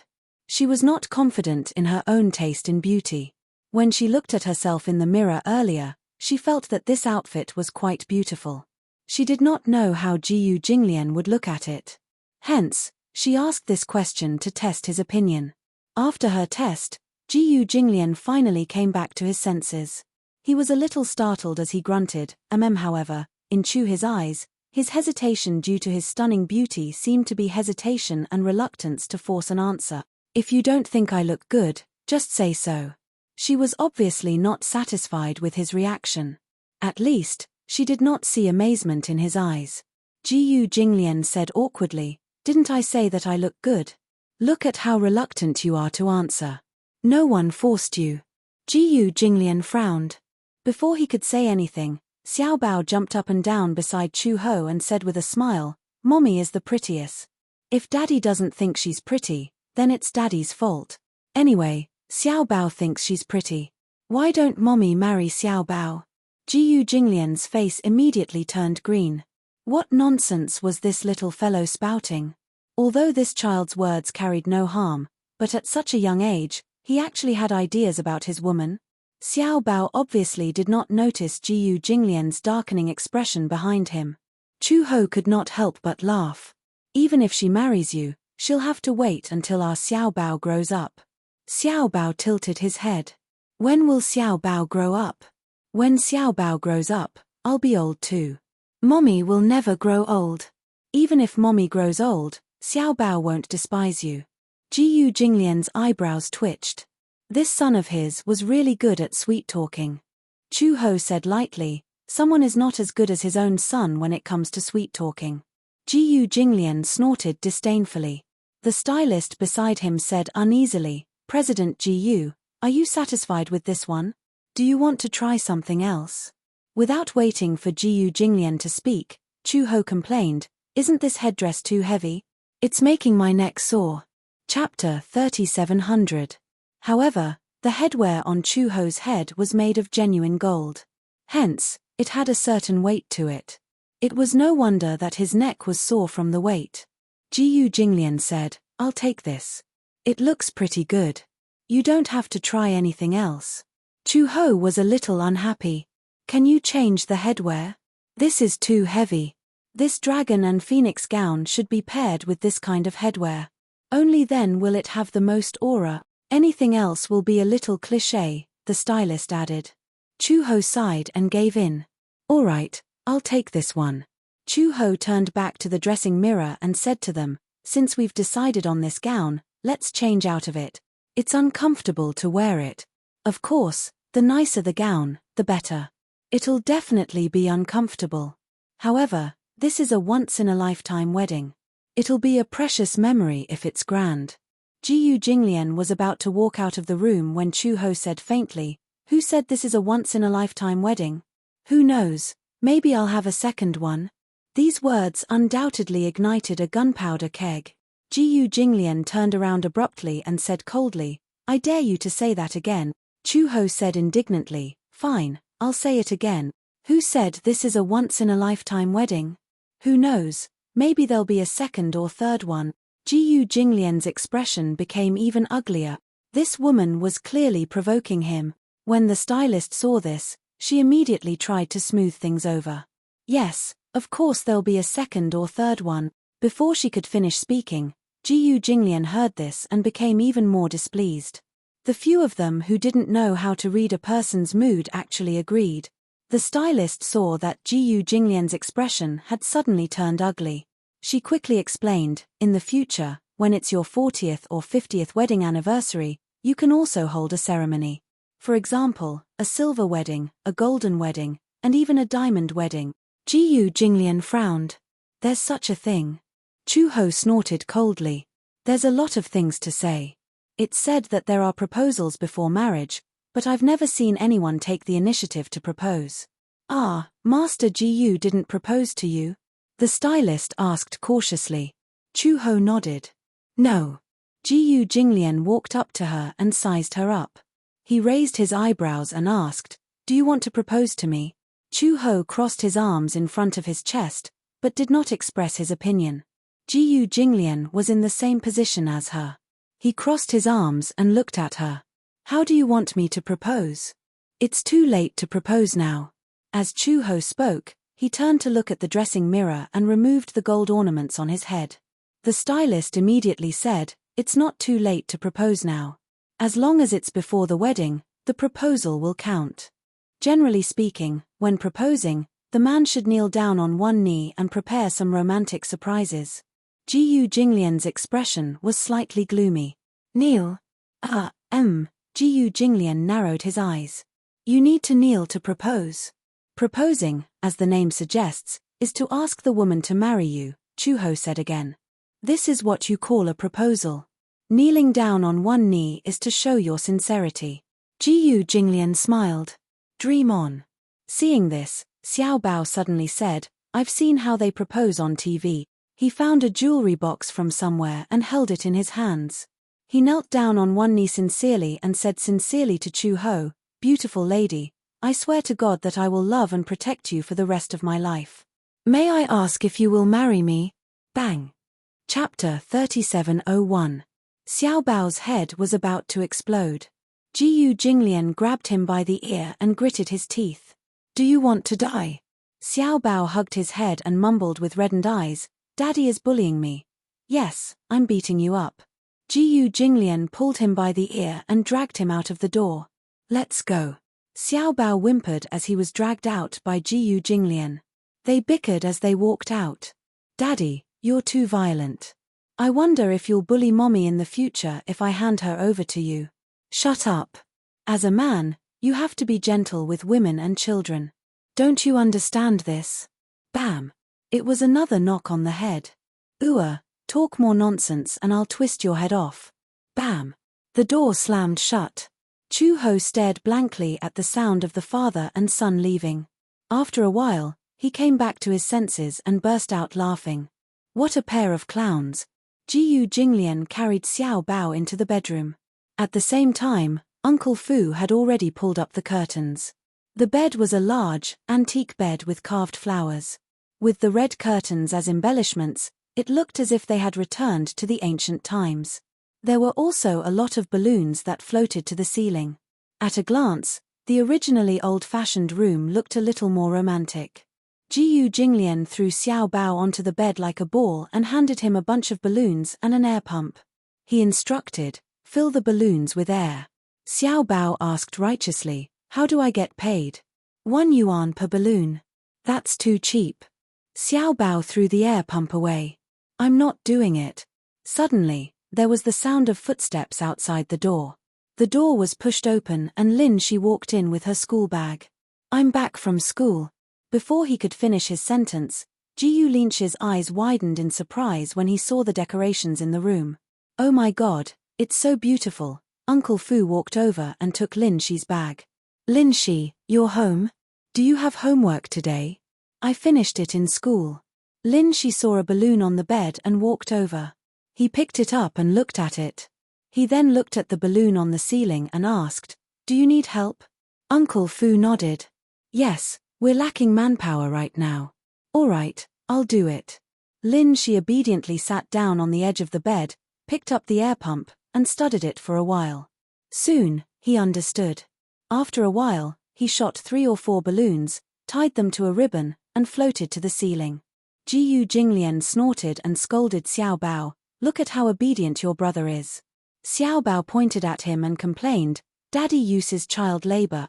Bang! A knock was heard. Xiao Bao said tearfully, "Daddy is abusing children." Bang! A knock was heard. Jiyu Jinglian said coldly, "You dare to say that again?" Xiao Bao looked at his tightly clenched fist and retreated in fear.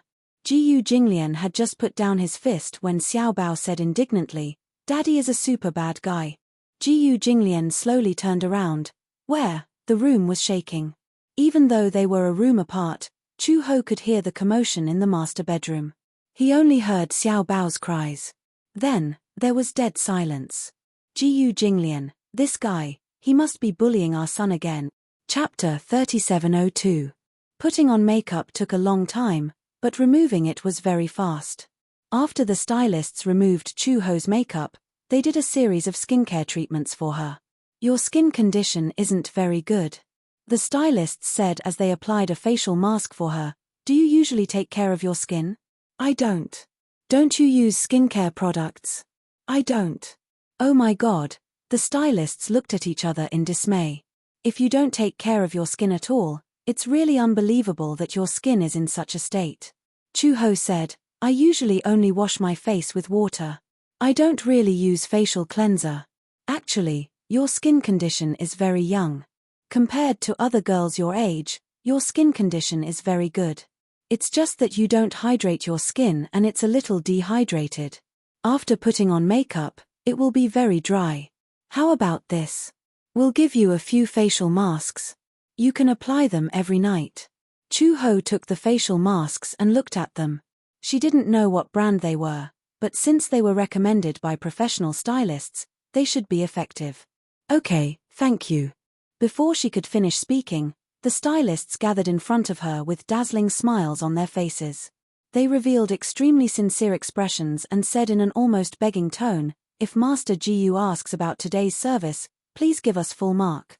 Otherwise, if Master Jiyu isn't satisfied, we're done for." So, they gave her the facial masks to bribe her.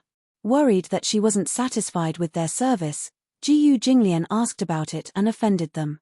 "Okay, I got it." The stylists immediately thanked her profusely and looked as if they couldn't wait to kneel down and kowtow to her. After they packed up their cosmetics and left, they looked like they were about to shed tears of gratitude. Chu Ho was a little confused.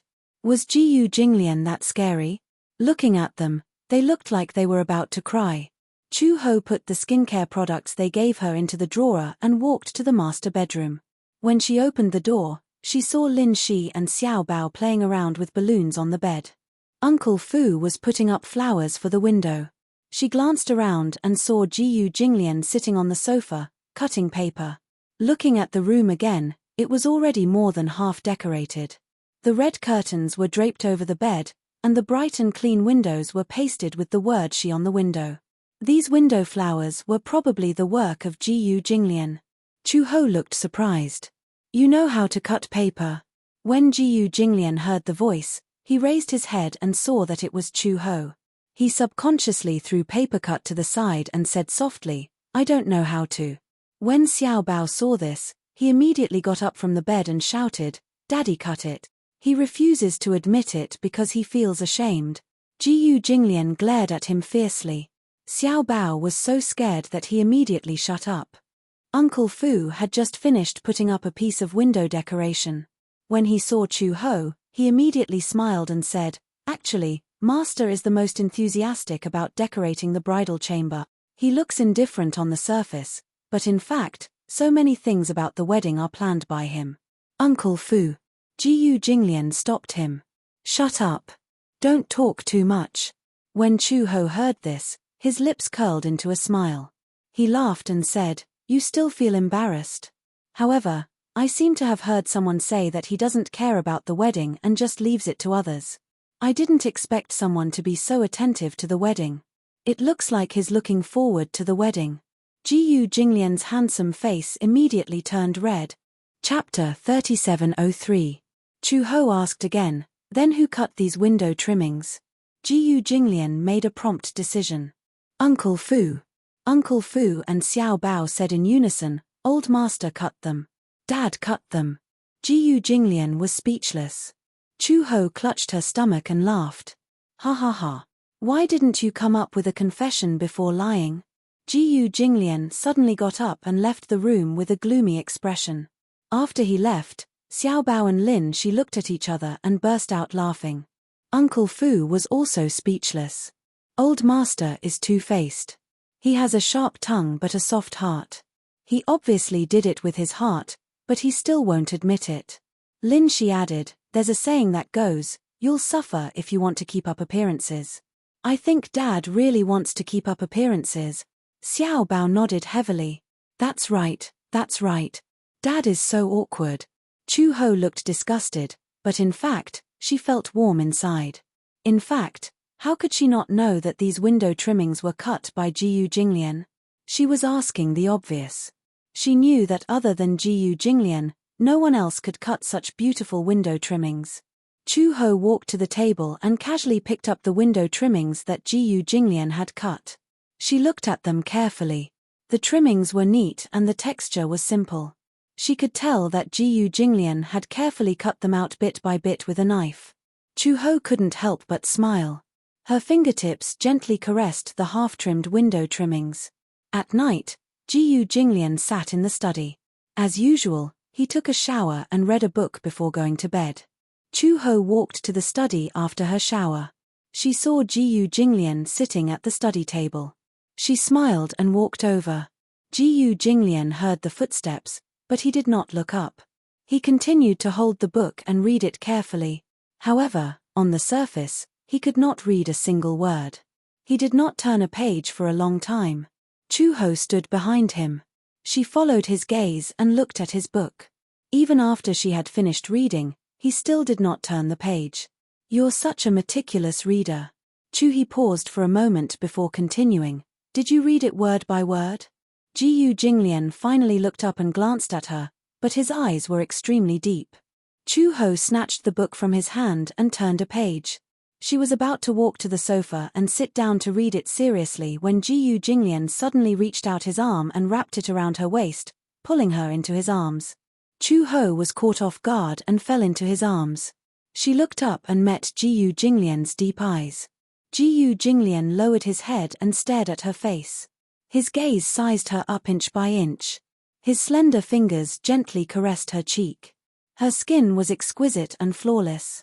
It felt unexpectedly good to the touch. Jiyu Jinglian suddenly lowered his head and kissed her gently on the lips. For some reason, he wanted to kiss her. However, unlike other men, he did not kiss her impatiently. At first, he only kissed her lips lightly. He kissed her bit by bit but was not in a hurry to go deeper. Chu Ho instinctively pushed his shoulders away. His kiss was too sudden. She was not even mentally prepared for it. However, no matter how much strength she used, Jiyu Jinglian did not budge. No matter how hard she pushed, he did not move at all. He was like a boulder. What are you doing? Her face was slightly red and her eyes were angry. Chapter 3704. I'm kissing you. After Jiyu Jinglian finished speaking, his thin lips pressed down on hers again. This time, the kiss was much gentler. He gently covered her lips with his, sucking on her lips and rubbing them gently. It was so gentle that Chu Ho gradually got used to this kiss and did not resist anymore. She looked up and saw Jiyu Jinglian's deep eyes. On the window, there was the bright red word she. She seemed to be able to imagine what it would be like on the day of their wedding. However, she could not imagine what it would be like on the day of their wedding. What kind of clothes would he be wearing, walking in front of her and holding her hand? On that day, would he still be as serious as usual with a meticulous smile on his face? Or would he say one thing and hold her hand disapprovingly, as indifferent as he had always been? She could not imagine it. She had not even thought that she would have such a day. To be able to become husband and wife with such a man. When she first heard the name Jiyu Jinglian, besides feeling unfamiliar, there was also an inexplicable hostility. This name resounded like thunder in the ears of the Interpol. As a spy by his side, she had more contact with this man and gained a deeper understanding of him. He was ruthless, cruel, and unscrupulous. He could always casually force his opponents into a desperate situation and leave calmly. At that time, she would never have thought that she would become his wife a few years later. She still remembered that this man had made it clear that he would not marry and have children like other men. She did not expect that they would have such a cute and obedient son, Xiao Bao. She also did not expect that she would hold a wedding with him. Jiyu Jinglian, Chu Ho suddenly spoke. Yes. Do you really want to marry me? Jiyu Jinglian raised his eyebrows. Why are you suddenly asking this question? Didn't you say before that you would never get married in this lifetime? Chu Ho continued, don't tell me that our wedding is just a game to you. Or is it just compensation for Xiao Bao? Jiyu Jinglian's eyes flickered. He looked away but did not answer immediately. Chu Ho held his face and forced him to turn his head to look at him. He asked again, marriage means that you will be together for the rest of your life. Are you willing to spend a lifetime with me? Jiyu Jinglian pursed his thin lips, unable to speak. Chu Ho was a little annoyed. Are you sincere in wanting to be with me? Of course. Then, Chu Ho finally asked the question in his heart, do you like me? She didn't dare to talk about love. She also didn't dare to imagine that a proud and arrogant man like Jiyu Jinglian would tie his life to a woman. However, even if it was just a little bit, this love was much deeper and heavier than the love of other men. Jiyu Jinglian stared at her for a while and suddenly asked, do you like me? He asked with an awkward expression. When Chu Ho heard this, he smiled and said, I like it. She decided not to hide it anymore. Perhaps the initial decision to settle down in the Jiyu family was purely to give Xiao Bao a home. Chapter 3705. However, after getting used to life in the Jiyu residence, Chu Ho realized that she had some special feelings for the Jiyu family. These feelings were too subtle. If one was not serious, it would not be easy to notice. The feeling of home. The warmth of home. This feeling was unprecedented. Even though she still did not accept Jiyu Jinglian wholeheartedly and only regarded him as Xiao Bao's father, a family member, but not a husband. However, during that trip to North Africa, she ignored all dangers and sneaked into North Africa to find Jiyu Jinglian. She shuttled between gunfire. At the border of life and death, hell on earth. Only then did she realize that she had to re-evaluate her feelings for Jiyu Jinglian. Did she love him? Did she like him? If she did not love or like him, then why did she risk her life just to find him? Was it purely for Xiao Bao? Did she not want Xiao Bao to lose his biological father? Could she not bear to see Xiao Bao suffer the pain and injury of being separated from his flesh and blood? But more than once at night, she asked herself if she would still go to North Africa and look for Xiao Bao if it were not for him. The answer was, yes. Even if she faced death, she would find him and bring him home. Although she had never liked a man and had never been in any relationship, she did not know what it felt like to like and love someone. Her understanding of love was that she could not leave and did not want to leave. She liked him. She must have liked him. Otherwise, why would she risk her life for such a man? Chu Ho recognized her feelings and her heart. Therefore, when Jiyu Jinglian asked her, she admitted that she liked him. She had always dared to love and hate. She did not adhere to the eternal rules of men who should take the initiative and women who should be reserved. She liked him. It was a fact that could not be changed. She just said that she loved him. There was nothing to hide. In this life, one should not make a choice that they would regret and say something that they would regret. If they said it and did it, then they would not regret it. I like you. Chu Ho smiled calmly. Jiyu Jinglian, listen carefully. Chu Ho, like you. Even though he had hurt her, he had also given her joy. Love, no hate. When Jiyu Jinglian heard this answer, he was slightly startled, but he smiled. He understood her character. She was open and honest, and did not hide her feelings at all. She was straightforward and natural. This was also one of the reasons he liked her. What about you? You haven't answered me yet. Chu Ho raised his eyebrows. I don't want you to marry me. The ceremony is just for Xiao Bao's feelings. If you like me, you like me. If you don't like me, you don't like me. You're not even afraid of death. Don't you have the courage to answer this question? Jiyu Jinglian asked. Is the answer really that important? Of course. When Jiyu Jinglian heard this, he laughed. He was the same as Chu Ho. When he was young, the cold environment he grew up in had created a cold personality. He was also very indifferent to relationships. He had developed a character that would not give up until he achieved his goal. He had had many women, but Chu Ho was the most special one. Chapter 3706. It was not that he did not have women who were prettier and prettier than her. There were all kinds of women around him, but Chu Ho was special. It was not just because of her identity as Xiao Bao's biological mother. She seemed to be the only woman who was willing to risk her life for him. Was he touched? He was afraid not. He was a proud man like Jiyu Jinglian. How could he be touched by such a ridiculous feeling and tie himself up for the rest of his life? For Xiao Bao. Similarly, he would never bet his life on a man for the sake of a child. It was only now that he understood that there was no need for a reason to like someone. Cute. Gentle. Flirtatious. She did not have any of these qualities that a woman should have. However, it still proved that there was no need for a reason to like someone. He was willing to be with her. For the rest of his life. She might have many flaws, but it did not stop him from liking her. Jiyu Jinglian lowered his head and gently kissed her lips. Their lips pressed together as he murmured, "If this feeling of wanting to be with you is like," then, he did not continue speaking and deepened the kiss. The answer that followed was self-evident, though.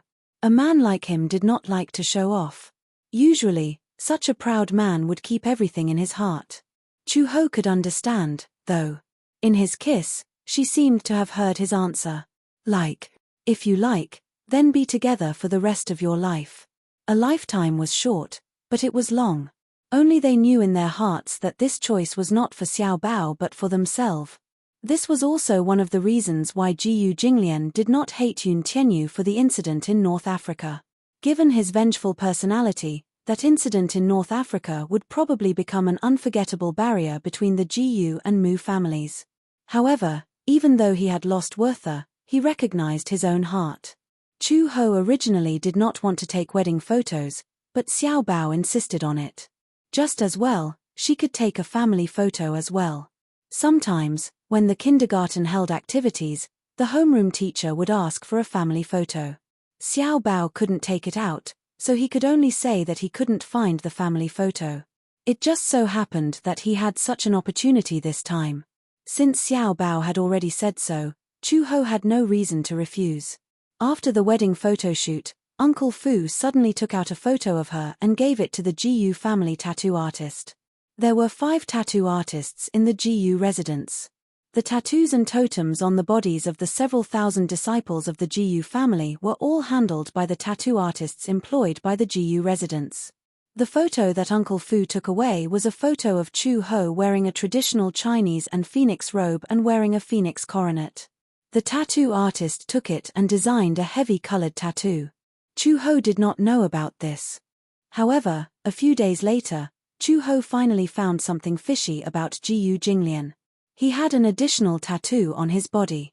That night, when she entered the room, she happened to see Jiyu Jinglian changing into a bathrobe.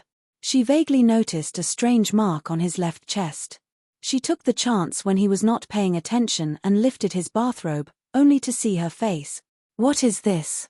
Jiyu Jinglian waved her hand away with an unnatural expression. "It's nothing. I saw it." Chu Ho frowned. "That's my face." Chapter 3707. She held up a fan and covered half of her face, revealing only her eyes. The tassels of the phoenix coronet dangled from her hair. After the tattoo artist's design, it was made into a multicolored tattoo on his chest. Similarly, it was the position of his heart. Chu Ho was stunned. He got a tattoo. How did he get a tattoo? And it was her portrait. Chu Ho was so curious that she wanted to tug at his bathrobe. "Let me see." Jiyu Jinglian slapped her hand away. "No. Let me see. It's my portrait after all. Don't I have the right to see it?" Jiyu Jinglian said awkwardly, "No, you don't have the right."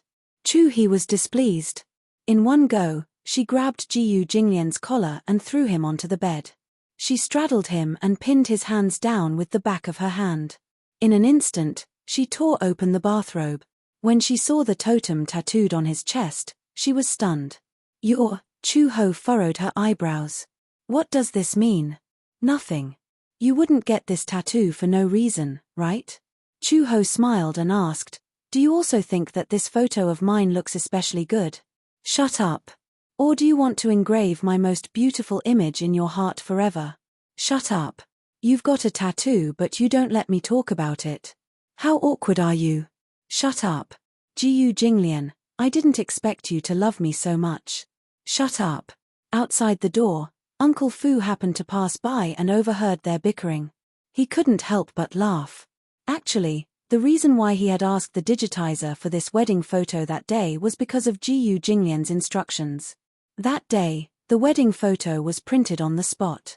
Jiyu Jinglian saw this photo and didn't say anything. He asked Uncle Fu to print out this photo and take it to the Jiyu family's tattoo artist for a design. Uncle Fu asked him what he wanted to do. Jiyu Jinglian only asked him to do as he was told, but did not say anything else. How could Uncle Fu not understand? He immediately understood. The old master wanted to tattoo his wife on his body. Jiyu Jinglian did not have many tattoos on his body, but this one covered his entire chest. There was no extra space. On the left side of his chest, in the center of his precordium. This was also the position of the heart, the most sacred position. He got a tattoo of her. What did this mean? Uncle Fu felt gratified when he saw this. This showed that old master really cared about Chu-ho. He was too happy. She was happier than anyone else. To be able to see his master's happiness while he was still alive, his greatest wish in this life could be considered to have been fulfilled. However, how could someone as arrogant as Jiyu Jinglian tell Chu-ho his intentions? It would be hard for him to say such embarrassing words for the rest of his life. No matter how Chu-ho asked, he couldn't get an answer. By chance, Xiao Bao also discovered this tattoo. He recognized at a glance that it was a portrait of Chu-ho. He didn't say anything. He returned to his room and started to flip through his photo album. Finally, he found an especially cute photo. Xiao Bao held the photo up and ran to Jiyu Jinglian. He gestured with the photo on his right chest. Jiyu Jinglian lifted his collar and asked unhappily, "What are you doing?" "Dad, look. How about you tattoo me here?" Xiao Bao showed the photo to him as he poked his right chest. "Get lost." Jiyu Jinglian didn't even think and threw him aside. Xiao Bao felt indignant when he heard this. Chapter 3708. No reason. Xiao Bao said angrily, "You only tattooed mommy, not me." "Why?" Jiyu Jinglian snorted coldly. "Nothing. You're ugly." Whoosh. It was a blow to the heart. Xiao Bao's glass heart was shattered into pieces. He held his heart and asked pitifully, "You said I'm ugly." Xiao Bao knelt on the floor, covering his mouth with his fist and acting like a resentful wife. "You said I'm ugly. Daddy is biased." Jiyu Jinglian was speechless. Was this guy an actor? Why was he so dramatic? He said coldly, "Jiyu Chengze, you'd better know when to stop." Xiao Bao burst into tears. "Daddy doesn't love me. Daddy doesn't love me. Daddy only tattooed mommy, not me. Daddy is so biased, so biased." Jiyu Jinglian wanted to kick him out of the door. He said, "Why are you acting like a resentful wife?" His acting skills were top-notch. Everyone knew that he was pretending. He cried for a long time, but there were no tears. Xiao Bao asked anxiously, "Daddy, tell me the truth. Do you really think that your son is ugly?" Jiyu Jinglian hummed in acknowledgement. Baby Chu covered his face and ran away with a wah sound. He ran all the way to Chu-ho's room and complained to her pitifully. Chu-ho was confused when she heard that. But when she saw Xiao Bao's funny look, she couldn't help but laugh. "Daddy is jealous that you're cute." That must be it. Xiao Bao crossed his arms and nodded solemnly. "Daddy must be jealous that I'm cute. That's why he said that. He's purposely making me angry." "However," he said longingly, "but Xiao Bao also wants Daddy to tattoo me. What's so good about it? It just feels Xiao Bao thought about it seriously. It just feels special. Chu Ho teased him, then Mommy will tattoo you on my heart, okay? Alright. Chu Ho wasn't just teasing him. So, he took the photo in Xiao Bao's hand and found a tattoo artist. He asked him to design a design. Uncle Fu found out about it and told Jiyu Jinglian about it. Jiyu Jinglian was furious. No tattoos allowed. That night, when Chu He had just entered the room, Jiyu Jinglian saw her sitting at the desk and said this out of the blue. Her. For a moment, Chu Ho did not understand what he was trying to say. He was confused. What do you mean by not allowed? What's not allowed? I heard that you want to tattoo Xiao Bao's picture on your body. Chu Ho was suddenly enlightened. Oh, you're talking about that? She nodded. I do have that thought. You are not allowed to. Why? This man was too domineering. Only the officials were allowed to set fires, but not the common people. You already have a tattoo, so why can't I have one? Jiyu Jinglian frowned but did not say anything. But in reality, he didn't want Chu Ho to have anything that was not harmonious. What if he saw Xiao Bao's picture tattooed on her body when they were in bed? That would be a very scary feeling. He kept feeling as if a pair of eyes were staring at him. He was not interested anymore. Moreover, her skin was so fair and smooth. If he had a tattoo on her body, it would ruin her beauty. If I say no, then no. You're not allowed to get a tattoo. Chu Ho said, I promised Xiao Bao and the child, so I have to keep my word. Besides, you already have a tattoo, so it's not a big deal for me to get one. You can get one. Chapter 3709. Make the tattoo smaller. Tattoo it on your butt. Xiao Bao would be so angry that he would cry, wouldn't he? How could he do such a thing to his son? Chu Ho could totally imagine how pitiful Xiao Bao would be when he found out that his portrait was tattooed on his butt. Mom, I'm on your butt, and you're sitting on me every day. Sob, sob, sob, Xiao Bao feels so wronged. No way. Chu Ho immediately interrupted him. Jiyu Jinglian replied, why not? You tattoo me on your chest, and I tattoo Xiao Bao on my butt. Isn't the difference in treatment too big? Jiyu Jinglian sat down at the table and snorted coldly. Why should I tattoo him on your body? I won't allow it. You're so overbearing. You only know that I'm overbearing on the first day you met me. In Jiyu Jinglian's mind, he got the tattoo only because he liked that photo. Given his style of doing things, to him, having a portrait tattooed on his chest had a special meaning. Of course, he wouldn't agree to Xiao Bao's whim. Chu Ho was helpless. If Jiyu Jinglian didn't agree and he didn't say anything, the Jiyu family's tattoo artist wouldn't tattoo him. Thinking of this, he could only give up. When Chu Ho went back, Xiao Bao looked at her expectantly. However, she said helplessly, your dad didn't allow it. Why? Your dad said that it's okay to tattoo it, but it has to be on your butt. Xiao Bao was speechless. He frowned and asked suspiciously, what? He said that if you want to tattoo it, it can only be on your butt. Xiao Bao clutched his chest. What? How can he be so heartless? Good boy. Chu Ho smiled and squatted down. She patted his head and said patiently, actually, a tattoo is very painful. You don't want your mom to be in pain because of a tattoo, right? Xiao Bao listened and nodded, but he felt a little awkward in his heart. Actually, it wasn't a big deal if Chu Ho didn't get a tattoo. The problem was that Jiyu Jinglian actually said that he wanted to tattoo him on his butt. Bullshit. Boom. Charge. How infuriating. But in front of Chu Ho, she still had to maintain a smile. Xiao Bao clenched his fists, feeling indignant. He suddenly thought of something, and his eyes flashed as he chuckled. In the past few days, Xiao Bao had been well behaved. On this day of rest, Xiao Bao suddenly ran to Jiyu Jinglian's study in the evening. Jiyu Jinglian had just returned from the company. He dialed a number and explained some of the wedding procedures. After hanging up the phone, he looked up and saw Xiao Bao standing at the door of the room, wearing a bathrobe. However, the way he looked at him was a little malicious. Daddy. Jiyu Jinglian's eyebrows twitched. He did not know what this little guy was up to. What are you doing? I got a tattoo. Xiao Bao flipped his hair proudly and swayed his hips as he walked in front of him. He placed his little hands on the table, looking very pleased with himself. Jiyu Jinglian said, "Oh," but did not seem to be moved. "What does it have to do with me?" "Of course it has to do with you." Xiao Bao held his chest and pretended to put on a flattering expression. "In order to express my deep love for Daddy, I drew Daddy's picture and tattooed it on my butt." Deep love? His picture? Tattooed on his butt? Jiyu Jinglian was speechless. "What? How is it?" Chapter 37:10. Xiao Bao's eyebrows twitched. "Look at how good I am to Dad." As he said this, he took half a step back and pulled his bathrobe open.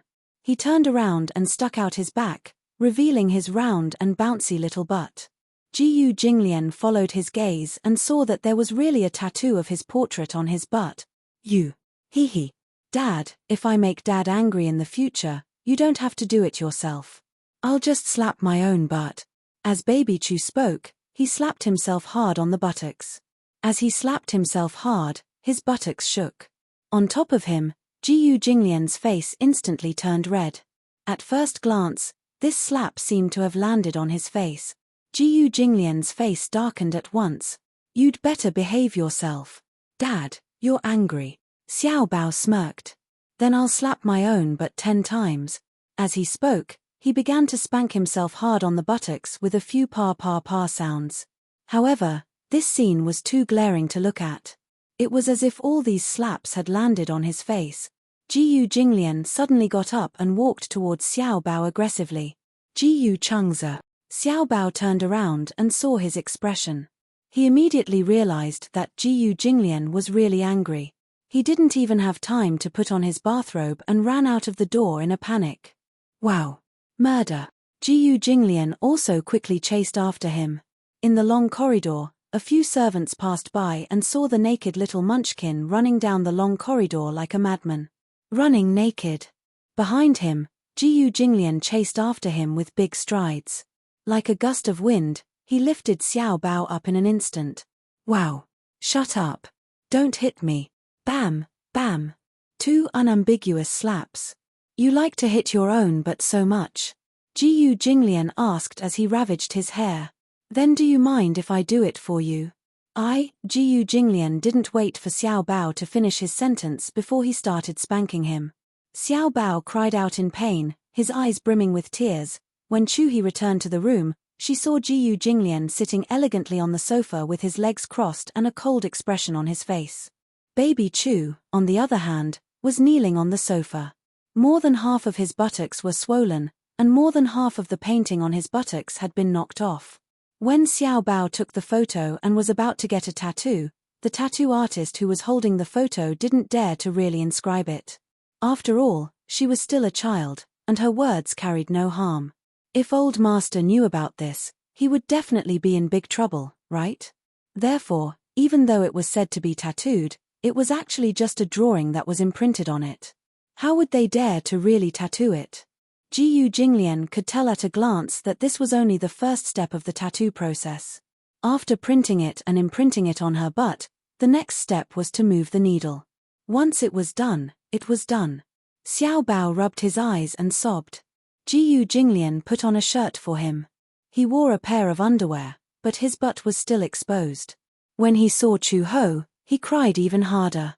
He reached out his little arms and asked for a hug. Chu Ho had just walked over when Jiyu Jinglian snorted coldly. "No hugging. What's wrong?" Chu Ho ignored him and walked over to Xiao Bao's side and picked him up. "Xiao Bao, don't cry. Mom, my butt is swollen." Chapter 37:11.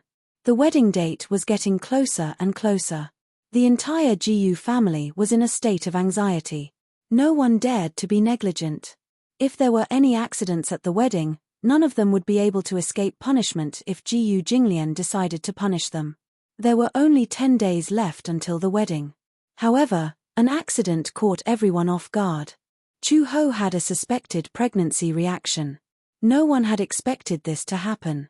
She suspected that her pregnancy was not a problem of delayed menstruation.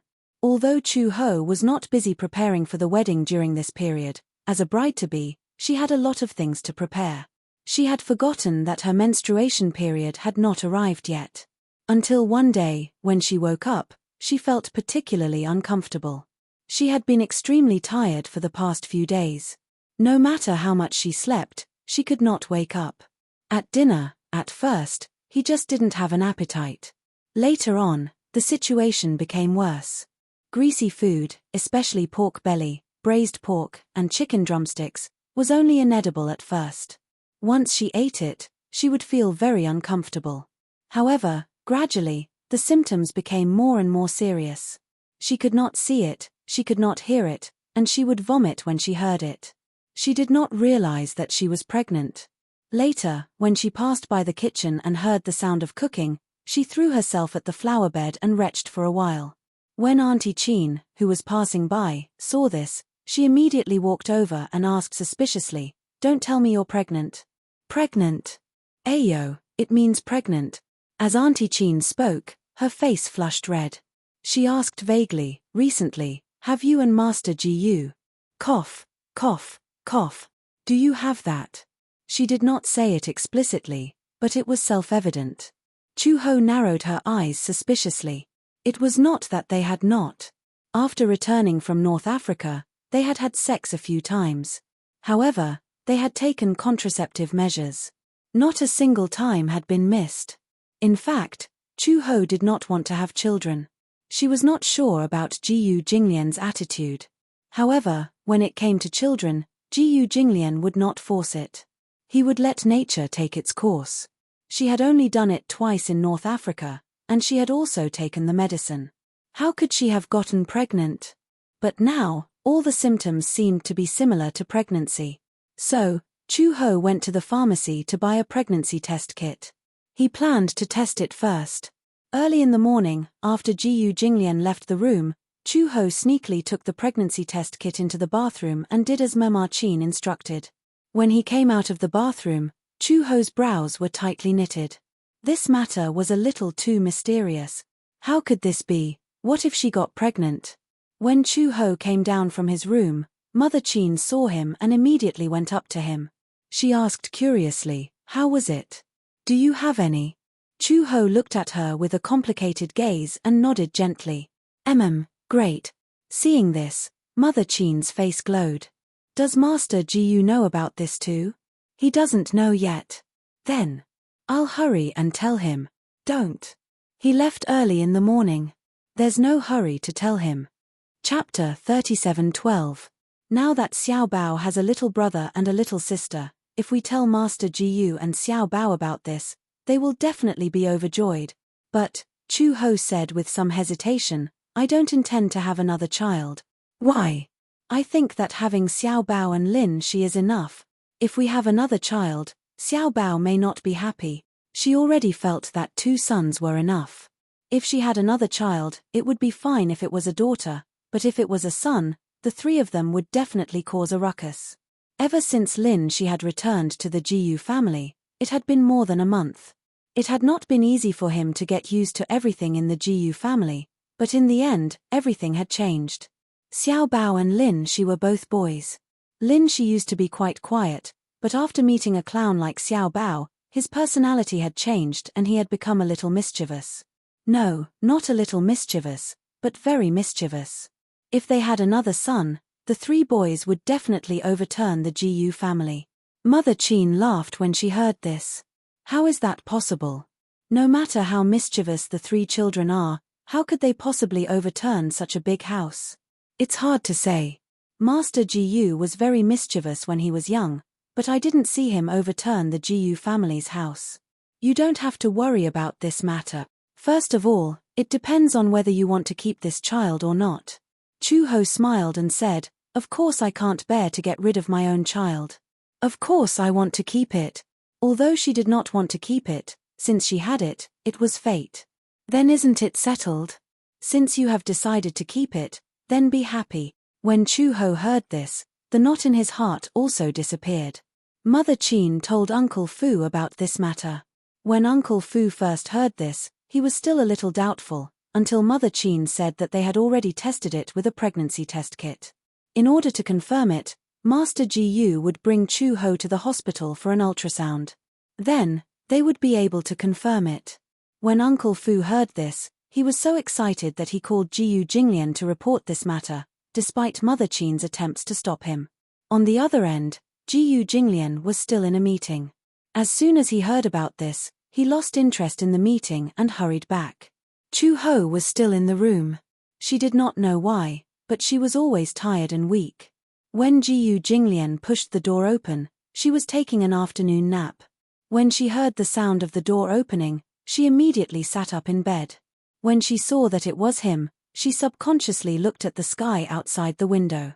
It was still afternoon. Why are you back so early? Ji Jinglian walked to the bed with a serious expression and asked in a low voice, "Are you really pregnant?" So it was because of this matter. Apparently, Uncle Fu and Aunt Qin couldn't wait to tell him about this. Chu-ho said, "I'm not sure yet. I just tested it with a pregnancy test kit." Ji Jinglian immediately said, "Get up and get dressed. Go to the hospital now and do a checkup." "Do we go now?" Chu-ho's lips twitched. Is there a need to be in such a hurry? On the other hand, Ji Jinglian couldn't wait any longer. However, with his personality, he was naturally embarrassed to say it out loud. Hence, he deliberately acted as if he wasn't looking forward to it. The pregnancy test kit is not accurate. We have to go to the hospital for a checkup to get a definite result. Chu-ho also agreed. She rolled out of bed and prepared to get dressed. When she got out of bed, Ji Jinglian actually went up to her personally and supported her. Chu-ho was even more speechless. Chapter 37:13. I'm just pregnant, I'm not a paraplegic. I know. Ji Jinglian, yes? Let me ask you a very serious question. Speak. Do you like boys or girls? Ji Jinglian hesitated for a moment. Based on his personality, he actually preferred girls. Actually, even if he didn't say it, Chu-ho could tell. Looking at how he usually despised Xiao Bao, when little Ru came to the house and he saw little Ru, he revealed a rare smile. It was obvious that he actually liked daughters very much. Chu-ho could even imagine that if she gave birth to a daughter when she was 5 years old, Ji Jinglian would definitely give his daughter's photo to a tattoo artist and tattoo her on his right chest. Xiao Bao would probably feel all kinds of psychological imbalance when he saw that. Ji Jinglian said, "It's the same whether it's a boy or a girl. I don't care. Really? What if I give birth to a son like Xiao Bao? Will you like him too?" Ji Jinglian's eyes turned pale, but he said, "It's fine. It's fine." If Xiao Bao was present and heard these words, he would definitely be so sad that he would cry and snot. Ji Jinglian put his coat on her. For some reason, after finding out that she was pregnant, Ji Jinglian was especially gentle to her, so much so that Chu-ho couldn't get used to it. You don't have to be so careful. It's just pregnancy. When I was pregnant with Xiao Bao, I was still building a house. No wonder Xiao Bao is so stupid. You'd better not let Xiao Bao hear this. When Ji Jinglian brought Chu-ho to the hospital, they went straight to the VIP passage and did a series of tests. After a urine test, the nurse asked them to do an ultrasound. After the ultrasound, they were surprised to find that Chu-ho was not only pregnant, but she had been pregnant for more than 3 months. Ji Jinglian and Chu-ho were very surprised when they heard the results. After all, she had been pregnant for more than 3 months, but her belly did not show at all. Her lower abdomen was still as flat as before, and there was no sign of pregnancy at all. If she hadn't had some pregnancy symptoms recently, she wouldn't have thought that she was pregnant. The doctor was still a little speechless. He didn't know whether to laugh or cry as he said, "You're more than 3 months pregnant. Are there any abnormalities during your menstrual period recently? I've been quite busy recently, so I didn't pay much attention to it. Moreover, I've taken better contraceptive measures, so I didn't think about it." "Do you always take contraceptive measures?" "Yes." The doctor glanced meaningfully at Ji Jinglian, who was standing by the bed, and said meaningfully, "If the man is stronger in that aspect, no matter how many contraceptives are used, there is still a possibility of pregnancy. I know a pregnant woman. Not only did she take medicine, but she also wore a condom. In the end, she fell for it. Fortunately, The fetus was very healthy. As he spoke, the doctor looked at the screen and exclaimed, "Eh? What happened? Wait a moment. Let me take a closer look." The doctor took a tool and rolled it around her belly. He said in surprise, "Ah, it seems like there's more than one." "More than one?" Jiyu Jinglian raised his eyebrows. "What do you mean?" The doctor looked at the screen seriously and then smiled as he congratulated, "Congratulations, it's a pair of twins. How rare, how rare. The first pair of twins this year." Twins. Jiyu Jinglian and Chu Ho looked at each other and also found it strange. "A boy and a girl?" "Yes." Chapter 37:14. Fraternal twins? A boy and a girl. Chu He, on the other hand, found it strange. "How can you tell?" "Fraternal twins are twins. We can tell from the ultrasound. However, the probability of this is very small. There are only 1 to 5 in 100 people. It's a very small probability." Jiyu Jinglian was stunned. The doctor saw his reaction and thought that something was wrong. He was a little nervous. "What's wrong? Are you unhappy that your wife is pregnant with twins?" Jiyu Jinglian came back to his senses and glanced at the doctor. Then, he glanced at Chu Ho beside him. There was a strange light in his eyes. His gaze fell on Chu Ho's belly, which was still as flat as before. His eyes flickered. It was a surprise. It was too sudden. The sudden appearance of a pair of twins left him a little dumbfounded. How could he not be happy? However, given Jiyu Jinglian's character, who had never been good at expressing his emotions, it was very difficult for him to express his happiness. However, even though he appeared to be calmer, Chu Ho still noticed that his fingertips were trembling slightly. He was excited. Although he still maintained his usual calm expression, his trembling fingertips revealed that he was a little excited. When they left the consultation room, Chu Ho was carrying a bag in his hand. Jiyu Jinglian was holding the ultrasound scan for a long time. There were only 2 black dots on the scan. Jiyu Jinglian felt that these 2 black dots looked like Chu Ho had swallowed 2 potatoes. He could not tell what they were. On the report, there were black words on a white background. They were categorized as twins A and B. There was no doubt that they were fraternal twins. This proved that there were 2 little lives in her belly. Perhaps, one was a son and the other was a daughter. Jiyu Jinglian's cold lips gradually curved into a faint smile. Chu Ho observed the change in his expression and did not know whether to laugh or cry. "Jiyu Jinglian, what's with your half-smiling, half-crying expression?" Jiyu Jinglian heard this and immediately controlled his expression. He pretended to be calm and said, "I'm not smiling. The corners of your mouth are curled up.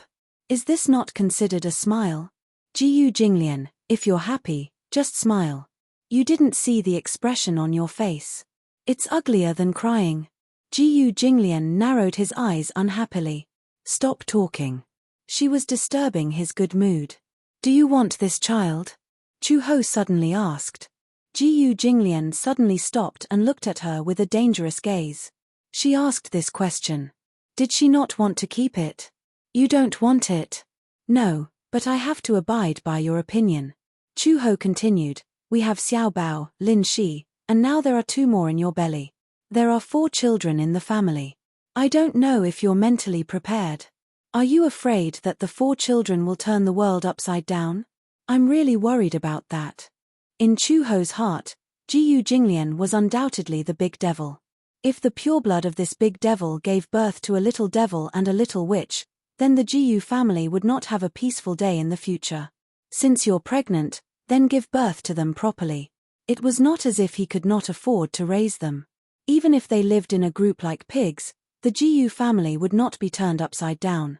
What if Xiao Bao can't accept it? Chu Ho had seen many families with 2 children. Da Bao and Bao fought for favor and bullied Bao. Chapter 37:15. Although she felt that Xiao Bao would not bully his younger siblings or resent them, she still had such concerns. If she was worried about her younger siblings, her energy would be distracted and Xiao Bao would feel aggrieved. "Why are you worried about this?" Jiyu Jinglian did not think much of it. If he doesn't accept it, just beat him up. What a violent solution. Jiyu Jinglian said, "Get in the car. We'll talk when we get home." Just as he turned around, he could no longer suppress the joy in his heart, and his lips curved into a gentle arc. He did not know when it started. Compared to the past, he was extremely disgusted when he saw children. Now, he actually had a lot of expectations for the two children who were about to arrive. Once, when he was waiting for a red light in the car, he saw a man passing by with a cute little girl sitting on his shoulder. The father was holding his daughter's hands and laughing along the way. He actually felt a little envious. That scene was too heartwarming. It actually made him yearn for it. It was said that daughters looked more like their fathers, while sons looked more like their mothers. Then, would his daughter look more like him? Jiyu Jinglian's thoughts seemed to drift far away. It drifted to 7 months later, on the day of his delivery. He imagined the nurse carefully handing a pink baby girl into his arms. His mood at that time should be as splendid as fireworks, right? Look, even before the children were born, Jiyu Jinglian's balance was already unreservedly leaning towards his daughter's side. In the future, when Chuho's twins were born, the other one would probably cry miserably. She had met a father who liked her daughter and had nowhere to vent her grievances. The share of doting had already been decided before the children were born. Chuho did not know what Jiyu Jinglian was thinking. When the two of them returned to the Jiyu residence, Xiaobao happened to come home from school. Jiyu Jinglian knew about it and ordered Uncle Fu to summon Xiaobao into the study. Chuho originally wanted to follow in, but was stopped by Uncle Fu at the door, saying that Jiyu Jinglian had something to talk to Xiaobao. In the study, Jiyu Jinglian hugged Xiaobao in his arms and asked him a question seriously. "Xiaobao, do you want a younger brother?" Xiaobao looked confused. "No." "What about your younger sister?" "No." Xiaobao said honestly, "I already have an older brother." Jiyu gently and kindly stared at him. "Now, your mother is pregnant with 2 Xiaobao babies. Whether you like it or not, you must not bully your younger sister in the future, okay?" Xiaobao's eyelids twitched. "Daddy, why didn't you tell me not to bully my younger brother?" "You can bully my younger brother." Biological father. He was really his biological father. Xiaobao clenched his fists and suddenly understood. "Oh, I know. Dad, you value girls more than boys. No wonder I have no place in your eyes. You don't like boys at all." Jiyu Jinglian played it down. "You found out." The main thing was that this guy was really asking for a beating sometimes. Xiaobao was about to say something when he suddenly reacted and sucked in a breath of cold air. "Mommy is pregnant." Jiyu Jinglian nodded. "She's pregnant with 2 babies?" Jiyu Jinglian nodded again. Xiaobao suddenly clenched his fists excitedly.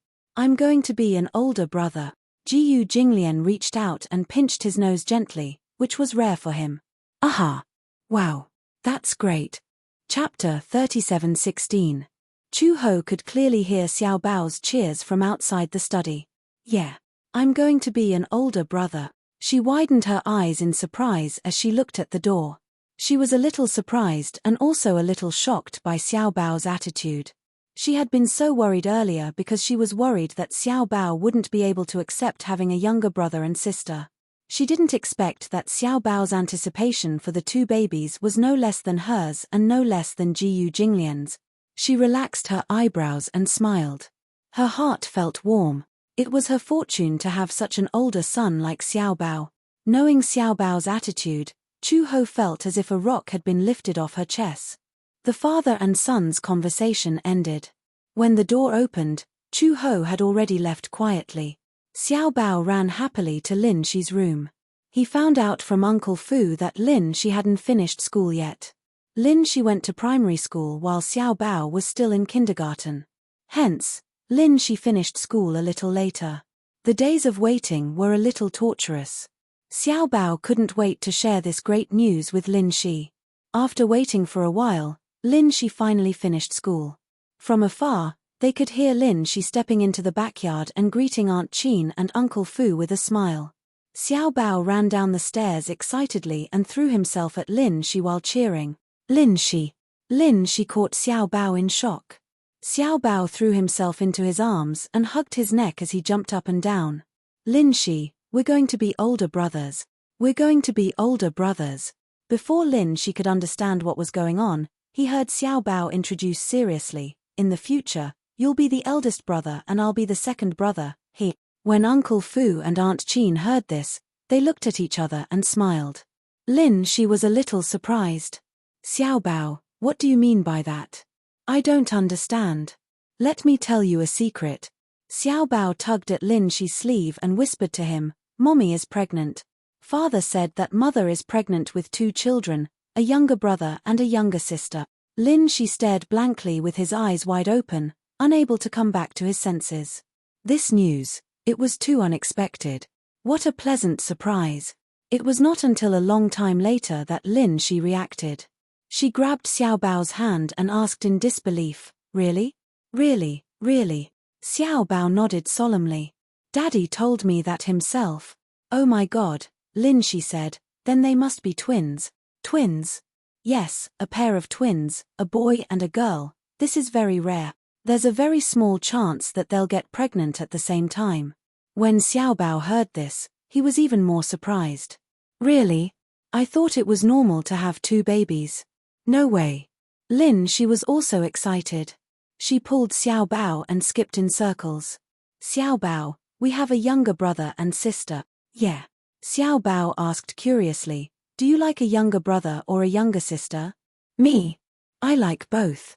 If we're talking about who I like more, I'd like a younger sister more." He did not have a younger sister. Growing up in North Africa, those who were younger than him were all younger than him. "I like a younger brother." "Why?" Xiao Bao said matter-of-factly, "Because Dad seems to like a younger sister more. No one likes a younger brother, so I'll like him. Also, if there's a younger brother, I can teach him how to play football." When Lin Shi heard this, they looked at each other and smiled. Chapter 37:17. The wedding was imminent. However, Fu Bo had already arranged everything, no matter how big or small. In addition, Chu Ho was pregnant. For the Jiyu family, it could be said that it was a double blessing. It had been a long time since the Jiyu family had such a grand occasion. Everyone in the Jiyu family was in a state of excitement. However, since Chu Ho was pregnant, she could not drink at the wedding. Therefore, Jiyu Jinglian had already informed them in advance. It was more of a threat than a greeting. Whoever dared to force Chu Ho to drink would have their hands chopped off. When Uncle Fu heard this, he did not know whether to laugh or cry. Old Master's ability to protect his wife was improving day by day. However, this was also a good thing. At least, with Old Master's arrogant personality, he knew how to dote on his wife. It was really not easy. 2 days before the wedding, Uncle Fu took Chu Ho back to Uncle Fu's house. Aunt Fu had already decorated the boudoir a few days in advance. Chu Ho moved into the boudoir. Looking at Aunt Fu's thoughtful decorations, she sighed in her heart. She was so thoughtful. She was really thoughtful. Uncle Fu really treated her like his own daughter. Everything was ready. However, there was some disagreement about the bridesmaids. Chu Ho did not have many good friends, so there was a problem with the choice of bridesmaids. It was not good to have no bridesmaids. On the wedding day, there were many things to do. If there were no bridesmaids, there would be fewer people to help. Fortunately, Uncle Fu had a niece and a nephew, so he used them to make up the numbers temporarily. However, looking at the 2 bridesmaids, it seemed that there were not enough bridesmaids. During the wedding, Jiyu Jinglian's brothers were quite eye-catching. If they could not hold the door, it would be too boring. They did not know where Uncle Fu had gathered a group of sisters. It was said that many of them were from the side branches of the Jiyu family. Jiyu Jinglian did not have many cousins, but it was not a small number either. It was still possible to gather 7 or 8 of them. The group of sisters had come over the night before, but they were a little uneasy in front of Chu Ho. This awkwardness was built on the fact that he was Jiyu Jinglian's wife. They were very afraid of Jiyu Jinglian. In the Jiyu family, Jiyu Jinglian was the most authoritative person. He could do whatever he wanted. Just by standing in front of him, there was an indescribable pressure. However, Chu Ho was very easy to get along with. After a while, they became familiar with each other. They saw that Chu Ho didn't put on any airs and didn't feel any pressure. At night, One of Jiyu Jinglian's cousins even worked hard to do a full set of skincare for Chu Ho, saying that his makeup would be better the next day. Fortunately, Uncle Fu's house was big enough. There were 3 or 4 rooms in total. There was also a very long sofa in the living room. As a woman from the Jiyu family, she did not care about trifles. She could make do with a night on the sofa. There were a total of 7 or 8 people. The 3 of them squeezed into one room and slept just like that. However, Chu Ho lay on the bed and couldn't fall asleep. She fell asleep at 10 o'clock in the morning. When she woke up at 1 o'clock in the morning, she couldn't fall asleep. She didn't want to sleep anymore. She decided not to sleep. She turned on the TV and turned it off, intending to watch TV until dawn. The 2 bridesmaids who slept with her saw that she had woken up and were too nervous to fall asleep. The 3 of them got up and chatted while putting on facial masks and watching TV. At 3 o'clock in the morning, the makeup artist and the styling team arrived. Chu Ho's makeup was a little complicated. With her hair tied up, it took 3 hours of work. Chapter 37:18. Everyone in the room woke up and started to get busy. Say, today is our cousin's big day. If we don't take advantage of this opportunity to play some pranks, we might not have the chance in the future. It was not known who brought this up, but the group of people all agreed. What ideas should we come up with? Me. One of the women raised her hand. I've prepared a detailed strategy in advance. When the groom comes to pick the bride up, we'll play some games for him to play. If he can't win, he can't come in. Hence, the group of people started to get busy. First, he cut the red ribbon into sections and stuck both ends with glue, blocking the door. It was as if he simulated the infrared aurora scanning of the Matrix. Only by using these infrared rays and not touching any of them could they enter the house. There were also people who prepared toast and mustard. They smeared a thick layer of mustard on each piece of toast. If they lost the game, the bride and groomsmen would have to eat the toast covered in mustard without missing a single bit. That's too much. Chu Ho felt a little suffocated when he saw that they had smeared a thick layer of mustard. Besides the mustard toast, there were also fresh lemon slices and dried chili. Oh my God. Would this kill anyone? After preparing the game, someone suddenly suggested, how about we play a thrilling game? We'll give Uncle Jinglian a special surprise. The group of people gathered together and started to whisper. Then, everyone suddenly looked at Chu Ho with evil smiles. When the latter saw their evil smiles, he couldn't help but feel his hair stand on end. On the other hand, Jiyu Jinglian woke up at 5:30 in the morning. He washed up, dressed up, tidied his hair a little, and put on his suit. The process of preparation for a man was much simpler than that of a woman.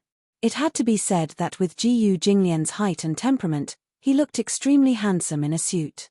His domineering aura made people not dare to look at him directly. At 7:28 in the morning, Jiyu Jinglian set off to pick up the bride. The mighty convoy set off for Uncle Fu's house. When they arrived downstairs at 8:08, Jiyu Jinglian and his brothers went upstairs. Hearing the sound of firecrackers downstairs, the sisters in the house became nervous. They're here. Close the door. The group of people hurriedly locked the door and blocked the entrance. Just as the door closed, the elevator opened. Jiyu Jinglian walked to the door and saw that the door was closed. The best man beside him held a bouquet of flowers and knocked on the door. We're here. Open the door. How can I open the door without a red packet? That's right. We have more than 10 sisters working so hard. We won't open the door for you if you don't give us a red packet. Jiyu Jinglian snorted disdainfully. To him, anything that could be solved with a red packet was nothing. The groomsmen had prepared a big bag of red packets. They casually took out a dozen of them and stuffed them into the gap under the door. Some of the red packets were especially bulging. There was a thick stack of cash inside, and the gap in the door could not be squeezed in. Jiyu Jinglian said angrily, "Didn't I tell you to stuff less? Isn't this because it's easier to get things done with red packets? Change to a smaller number." "Yes, Master Jiyu." The best man stuffed more than 20 red packets into the room and said pitifully, "Can you open the door now? Don't let our Master Jiyu wait too long. There are too few red packets." It's not enough. Chapter 37:19. The door opened a crack. When the groomsmen saw that, what were they waiting for? They immediately barged through the door. Jiyu Jinglian walked in and was surprised to find many red ribbons at the entrance. They looked like lasers. It seemed that they had planned to prank him from the moment they entered the door. You guys are really good at pranking. How can you say that we are pranking him? This is a test. That's right.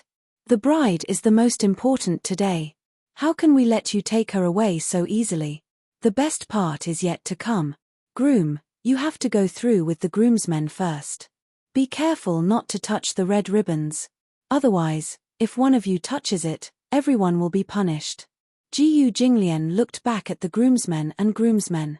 Fortunately, none of them were particularly fat, so he still had some confidence. For his skills, this trick was not enough. Jiyu Jinglian took the lead and went through the dangerous area.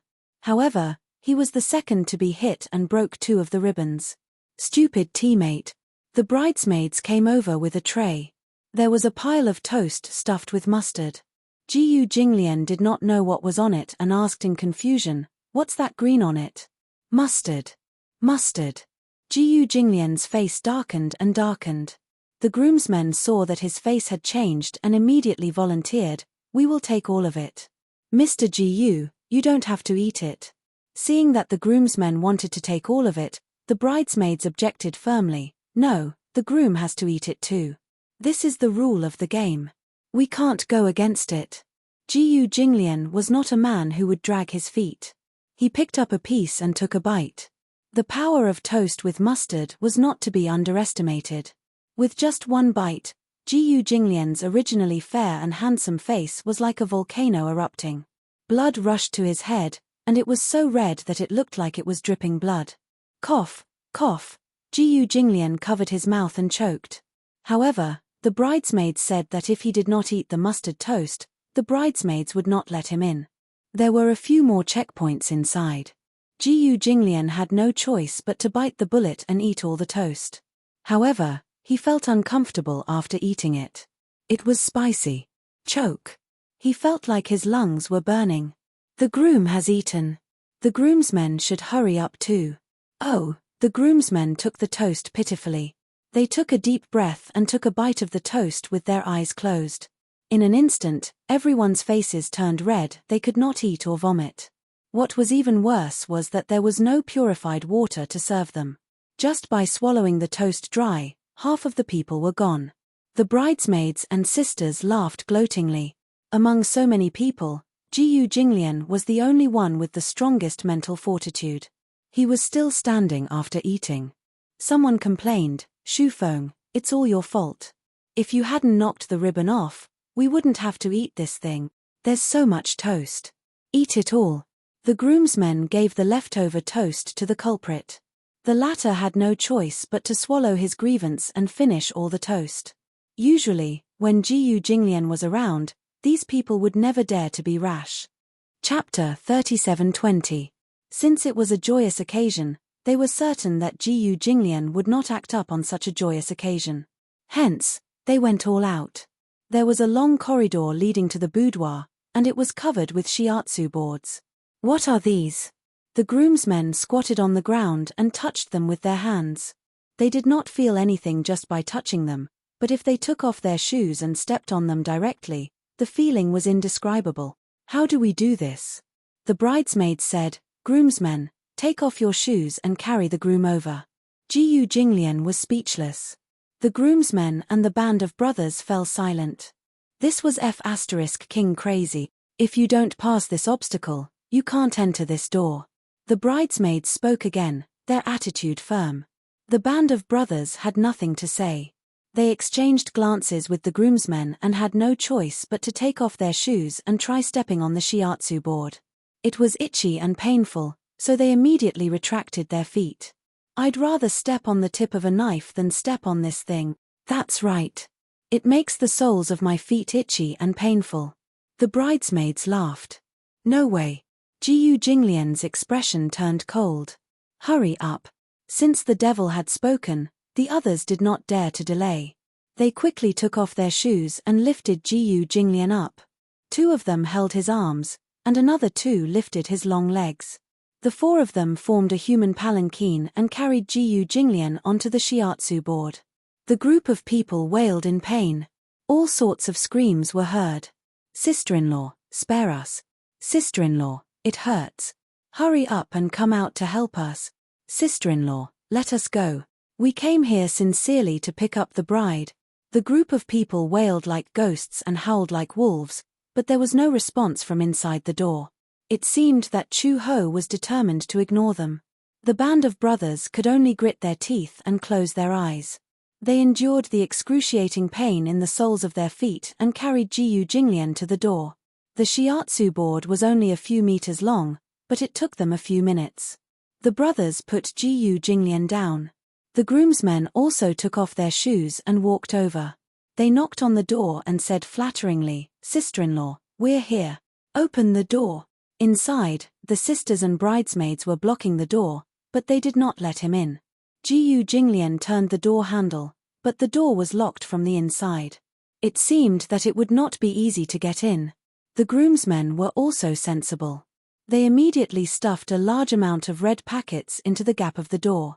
However, even after a large stack of red packets was stuffed in, the bridesmaid inside only cared about taking the red packets and refused to open the door. "Open the door. I've given you so many red packets. Why won't you let me in?" "That's right, we groom can't wait. There's not much time left. Don't miss the auspicious hour." "Groom, did you see the ribbon under the door?" When Jiyu Jinglian heard this, he looked down. Sure enough, there were a few red ribbons under the door. "I saw it. One of the ribbons is tied to the bride's wrist. If you can pick the ribbon tied to the bride's wrist, you can enter the door." Jiyu Jinglian squatted at the door and counted. There were a total of 10 red ribbons. However, only one of the 10 ribbons was tied to Chu Ho's wrist. It seemed that it would be difficult to pick that one. The groomsmen also became nervous. Chapter 37:21. The best man patted his chest and said, "Push-ups are nothing. Mr. Jiyu, don't worry about it. We can do 100 push-ups evenly." As soon as he finished speaking, the person behind the door said slowly, "It's not that everyone has to do 100 push-ups. It's that everyone has to do 100 push-ups." Everyone was silent. "That's too harsh." "That's right. How is it possible to pick 1 out of 10 in such a short time?" The bridesmaid inside said disapprovingly, "I just heard someone say that push-ups are nothing." Everyone was silent again. 100 push-ups it is. It's not like you can't do it." Jiyu Jinglian directly picked one and pulled it out in one go. There was a burst of booing in the room. "That's wrong, that's wrong. 100 push-ups. 100 push-ups take up too much time. 50. 50 would be more efficient. Then give the remaining 50 to him in a red packet." Since the bridesmaid had spoken, the best man naturally quickly stuffed the red packet through the crack of the door. There were only red packets. Anything that could be solved with red packets was a small matter. After stuffing the red packets, the best man nimbly finished the 50 push-ups. These 50 push-ups were naturally a piece of cake for Jiyu Jinglian. In just a few minutes, he finished all the push-ups. Continue. There were only 9 ribbons left. In the name of it, this game of picking up the bride was a test of telepathy. However, in reality, it was purely based on luck. If it was purely based on luck, it would be hard to say. Probability was the most difficult thing to figure out. Jiyu Jinglian narrowed his eyes and looked at the ribbons one by one. He carefully compared them and suddenly realized that there was something fishy about one of the ribbons. There were obvious signs of a knot. Jiyu Jinglian immediately grabbed the ribbon and pulled it back. As expected, this ribbon was connected to the ribbon on the bride's wrist. It immediately tightened. When the best man saw this, he was surprised that Jiyu Jinglian could pick the ribbon so quickly. While looking at him covetously, they asked, "Is this the one?" "Yes." It sounded like the bridesmaid's answer was a little reluctant. It seemed that this was the one. "Can you open the door now?" The best man said angrily, "You just said that as long as we get the ribbon, we can go in and pick up the bride. Open the door." The bridesmaids at the door did not seem to dare to make things too difficult for Jiyu Jinglian. Although they were very reluctant, they had no choice but to open the door. As soon as the door opened a crack, the groomsmen rushed forward and pushed the door open with force. Jiyu Jinglian walked in casually. As soon as he appeared in the boudoir, he was dressed in a suit and had an extraordinary aura.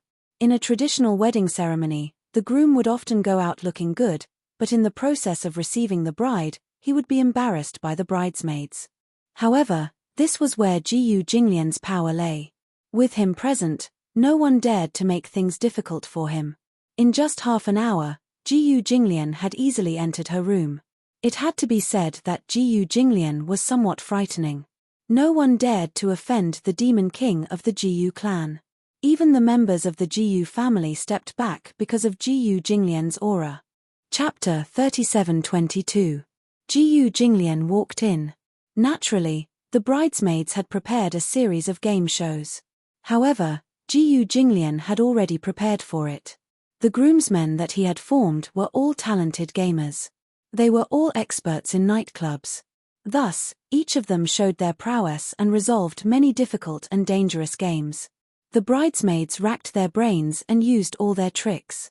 However, when faced with Jiyu Jinglian's groomsmen, they were at their wits' end. The photographer in charge of the itinerary immediately said, "Groom, lift the bride's veil and kiss the bride." As he spoke, the photographer raised the camera and aimed it at Jiyu Jinglian. Obviously, he wanted to capture this classic scene.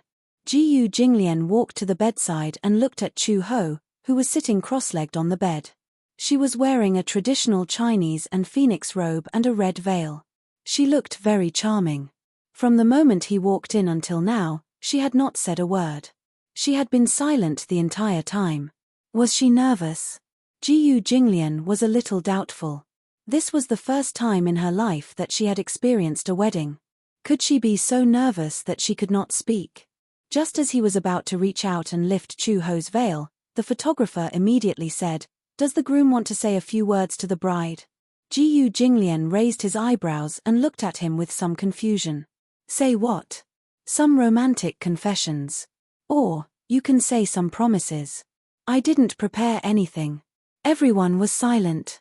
However, Jiyu Jinglian's reaction was not very surprising. After all, with his personality, he might not be able to lower himself to prepare some mushy and pretentious confessions. He had never cared about things that were too superficial and superficial. The photographer was still encouraging him. "Just say a few words."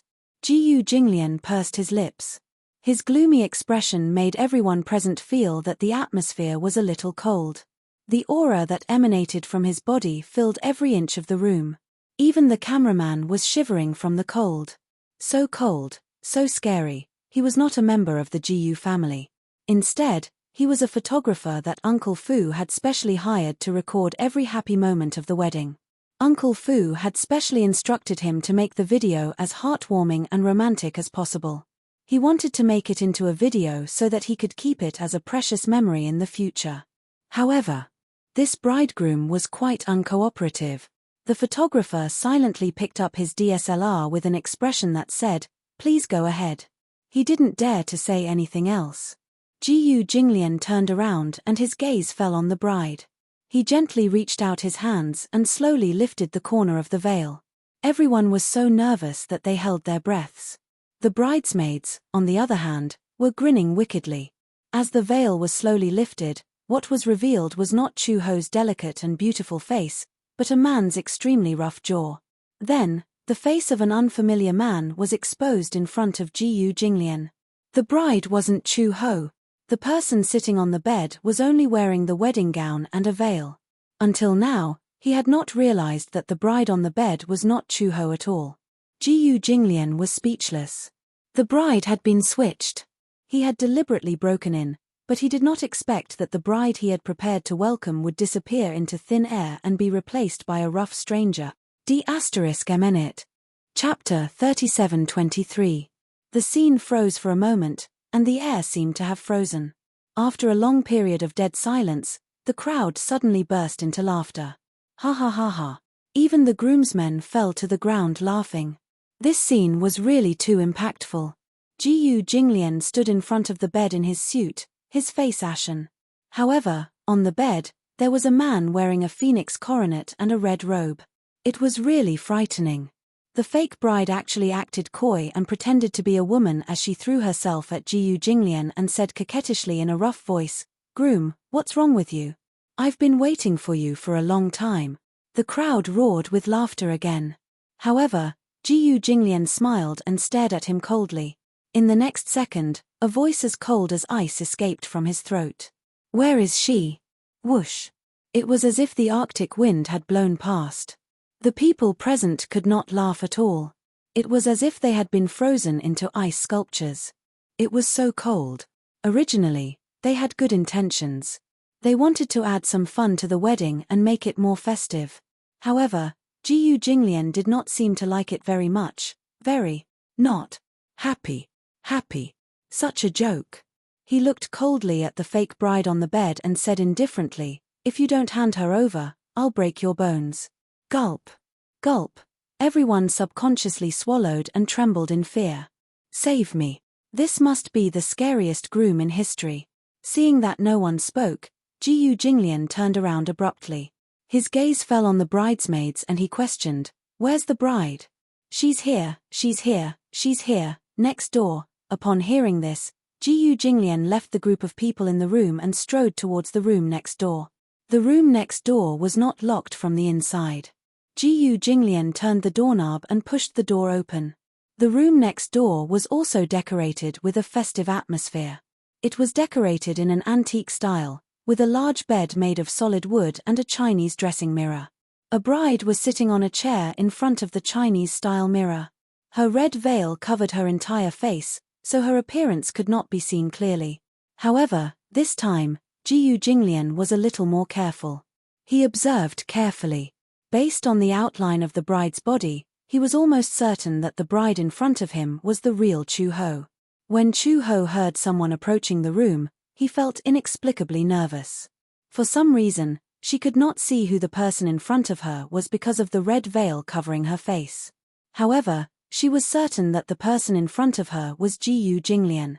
The familiar temperament, the cold aura, she was sure he was here. Chu Ho actually felt a little nervous.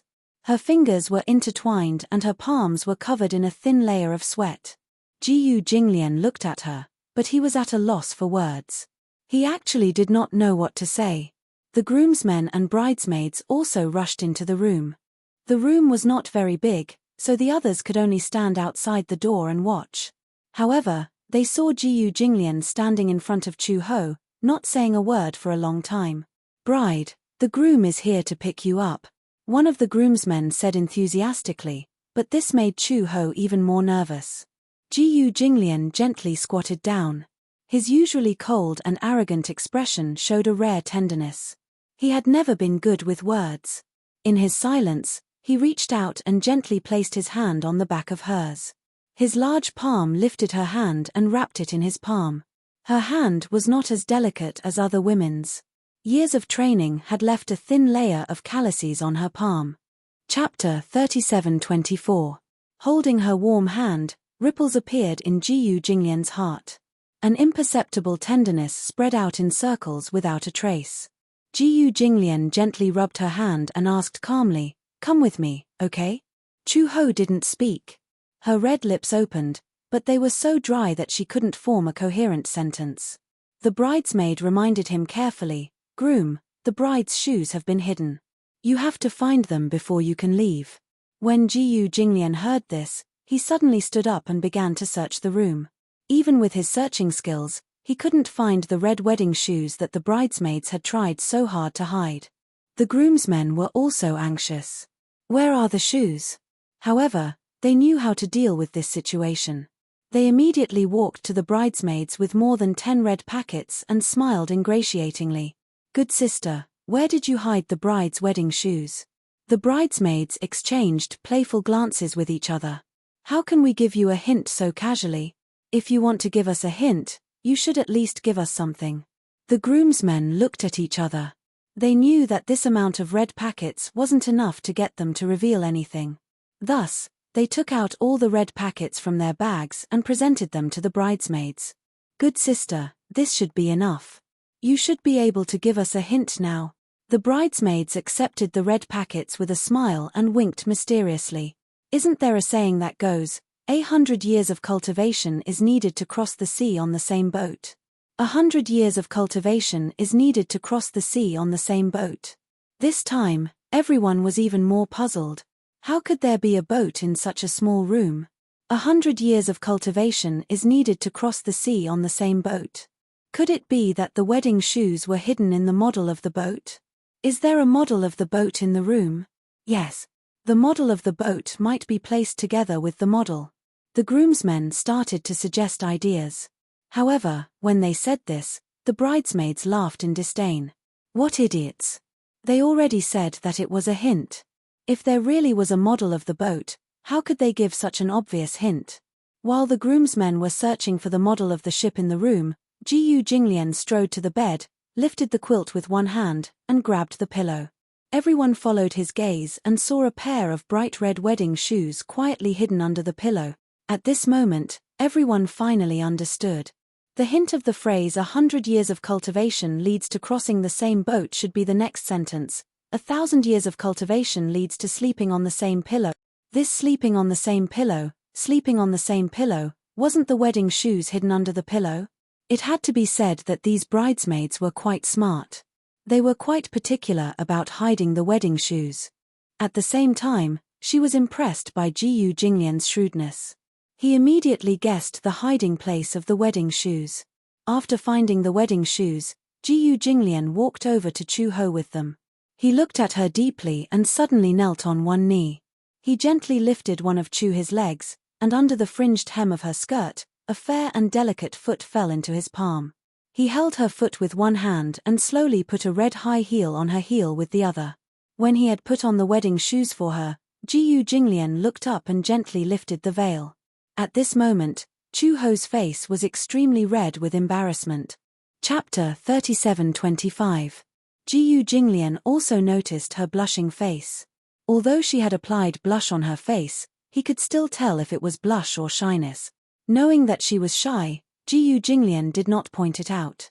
Instead, he asked seriously, "Can I kiss my bride now?" Chu Ho pursed her lips, but her shoulders shrunk. She did not expect Jiyu Jinglian to be like other men and say things that made one's heart pound like thunder. However, when he said that, she did not feel that he was being frivolous. Instead, she felt a sweet feeling growing from the bottom of her heart. Everyone saw that she did not move and did not give a definite answer. They cheered enthusiastically. Jiyu Jinglian gave a rare smile. This was probably the first sincere smile he had given since he stepped into this room. "Close your eyes," he said. Chu Ho was reluctant at first, but Jiyu Jinglian's burning gaze fell on her face. She did not think too much and closed her eyes. Jiyu Jinglian lowered his head and gently covered her lips. This was the first time he had kissed her so gently. It was just a light touch, but it was more confusing than a passionate kiss. He kissed her slowly, but Chu Ho felt that her heart was beating faster and faster. She even felt like she was about to suffocate. The faster her heart beat, the more guilty she felt. It was as if her strong heartbeat would reach his ears. Jiyu Jinglian looked up and smiled at her. She thought that her heartbeat had been spied on by him, and she felt even more embarrassed. She had experienced life and death, and had also passed through the gates of hell. However, no matter how thrilling the experience was, it had never made her change her expression. But now, the color of her face changed again and again. In the end, it became the most beautiful color in Jiyu Jinglian's eyes. Jiyu Jinglian lifted her up. Chu Ho's blood immediately rushed to her head, and she did not know what was going on. She subconsciously lowered her head and buried her face in his chest. She only heard someone laughing and saying, "The bride is shy. The bride is so beautiful. But why is your face so red?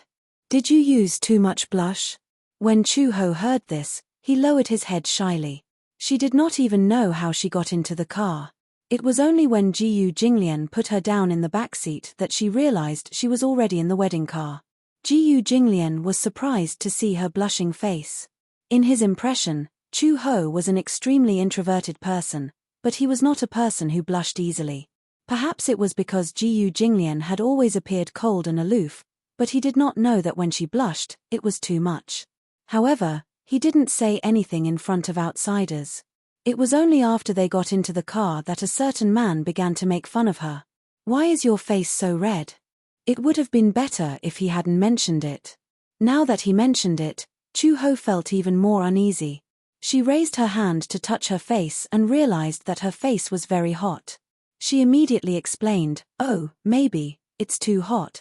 The sun isn't very bright today. Why are you feeling hot?" Jiyu Jinglian glanced at her. "Are your clothes very thick?"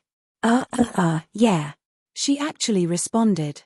How could Jiyu Jinglian not see that she was blushing because of shyness? She actually said that her blush was due to the heat in front of him.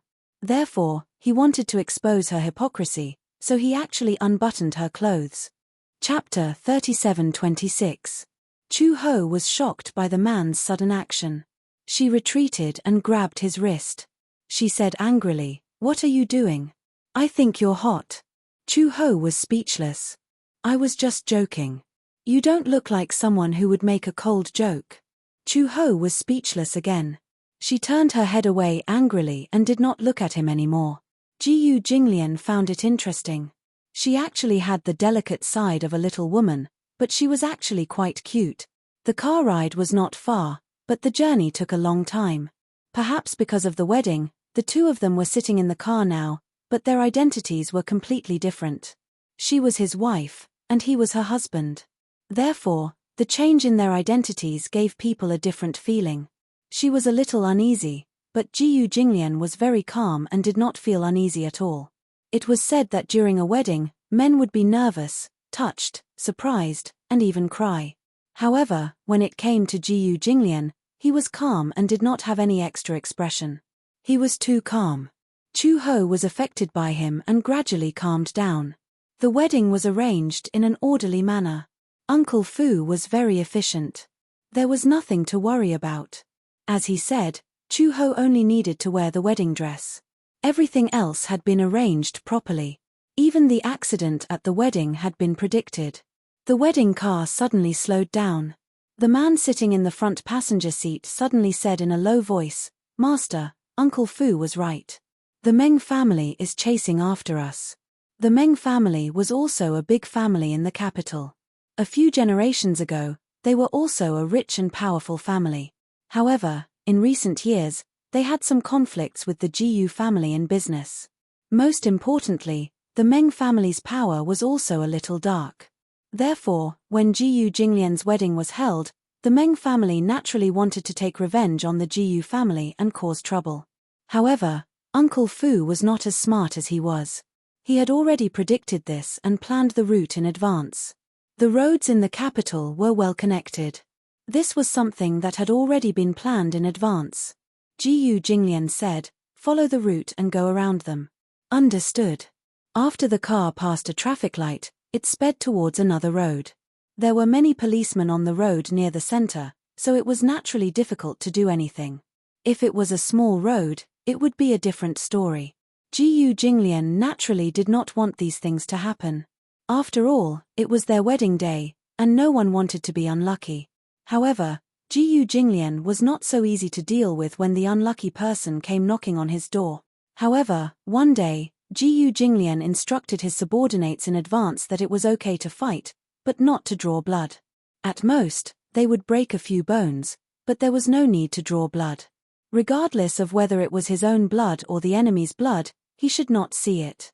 However, it could also be foreseen that the Meng family would definitely bring weapons when they came. However, the people from the Jiyu family weren't weak either. Not to mention bringing knives, even if they brought guns, they wouldn't be able to cause any bloodshed. The convoy drove to another road, and there was no one around. The people from the Meng family also became arrogant. They rushed over without restraint and directly stopped the Jiyu family's convoy. The car stopped. Jiyu Jinglian said to Chu-ho, "Stay in the car. Don't move." "Okay." Chu-ho also appeared very calm.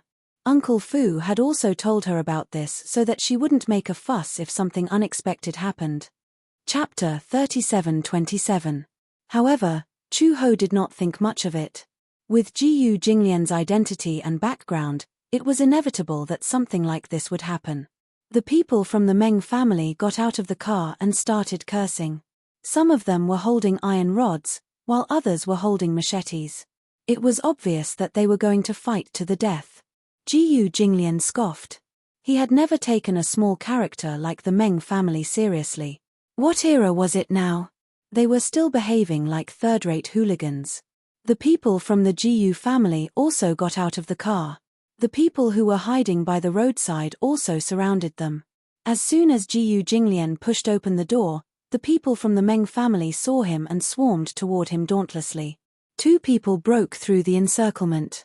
They raised the iron rods in their hands and waved them at him. Jiyu Jinglian did not even look at him. He did not even raise his hand, which was in his trousers. He raised his leg and kicked the man to the ground. He turned around and kicked the other man's calf. The other man knelt on the ground on the spot and could no longer stand up. It turned out that this kick had broken his knee. Jiyu Jinglian rarely had the chance to show his skills. However, this did not mean that he could not deal with it when he encountered an accident. In other words, the best fighter in the Jiyu family was standing in front of him. He still had to think carefully about how to deal with him. Such a small role was not worth watching. Chu Ho sat in the car, but he was a little nervous. Through the window, he saw Jiyu Jinglian's figure disappear into the crowd. He did not know where he was. There was fighting outside, and the roars were intense. People kept flying out of the crowd. They were really flying. They lay on the ground and wailed. Some could get up, while others twitched and struggled on the ground. They could not get up no matter what. However, the people from the Jiyu family were ruthless. They were ruthless, but there was not a single drop of blood. Today was Master Gu's big day. No blood could be seen. It was bad luck. Even though many people from the Meng family came with knives, there was no blood. Just as Chu Ho was feeling nervous, he caught a glimpse of a barebacked man with a tattoo of Guan Yu on his back. He was sneaking toward the wedding car. He deliberately avoided the eyes of the Jiyu family. Plus, he was not very strong, so it was easy for people to overlook him. Chu Ho raised his eyebrows in confusion. Why? Was this man here to kidnap her? Seeing that she was sitting in the car, he wanted to do something to her. Chu Ho smiled and leaned against the car door. When the driver saw this, before he could stop him, Chu Ho immediately unlocked the car and opened the door. This saved the man from smashing the car window and door with a stick. Chu Ho got out of the car in a bright red gown. The man was stunned. How could a woman be so daring? He had only seen her cowering in a corner, but he had never thought that she would be so brazen as to face him head-on. The man grinned. You're very brave, aren't you? Chu Ho asked, what do you want? What? The man smirked. F*CKU. Can you do it? Sure. Chu Ho's expression was very cold. He added, if you have the ability. When the man heard this, he found it even more interesting. He laughed and rushed toward her. He waved the metal rod in his hand toward her forehead. Chu Ho dodged nimbly. She turned sideways and raised her hand. She grabbed the man's wrist tightly and twisted it. The man screamed and the metal rod in his hand fell to the ground with a clang.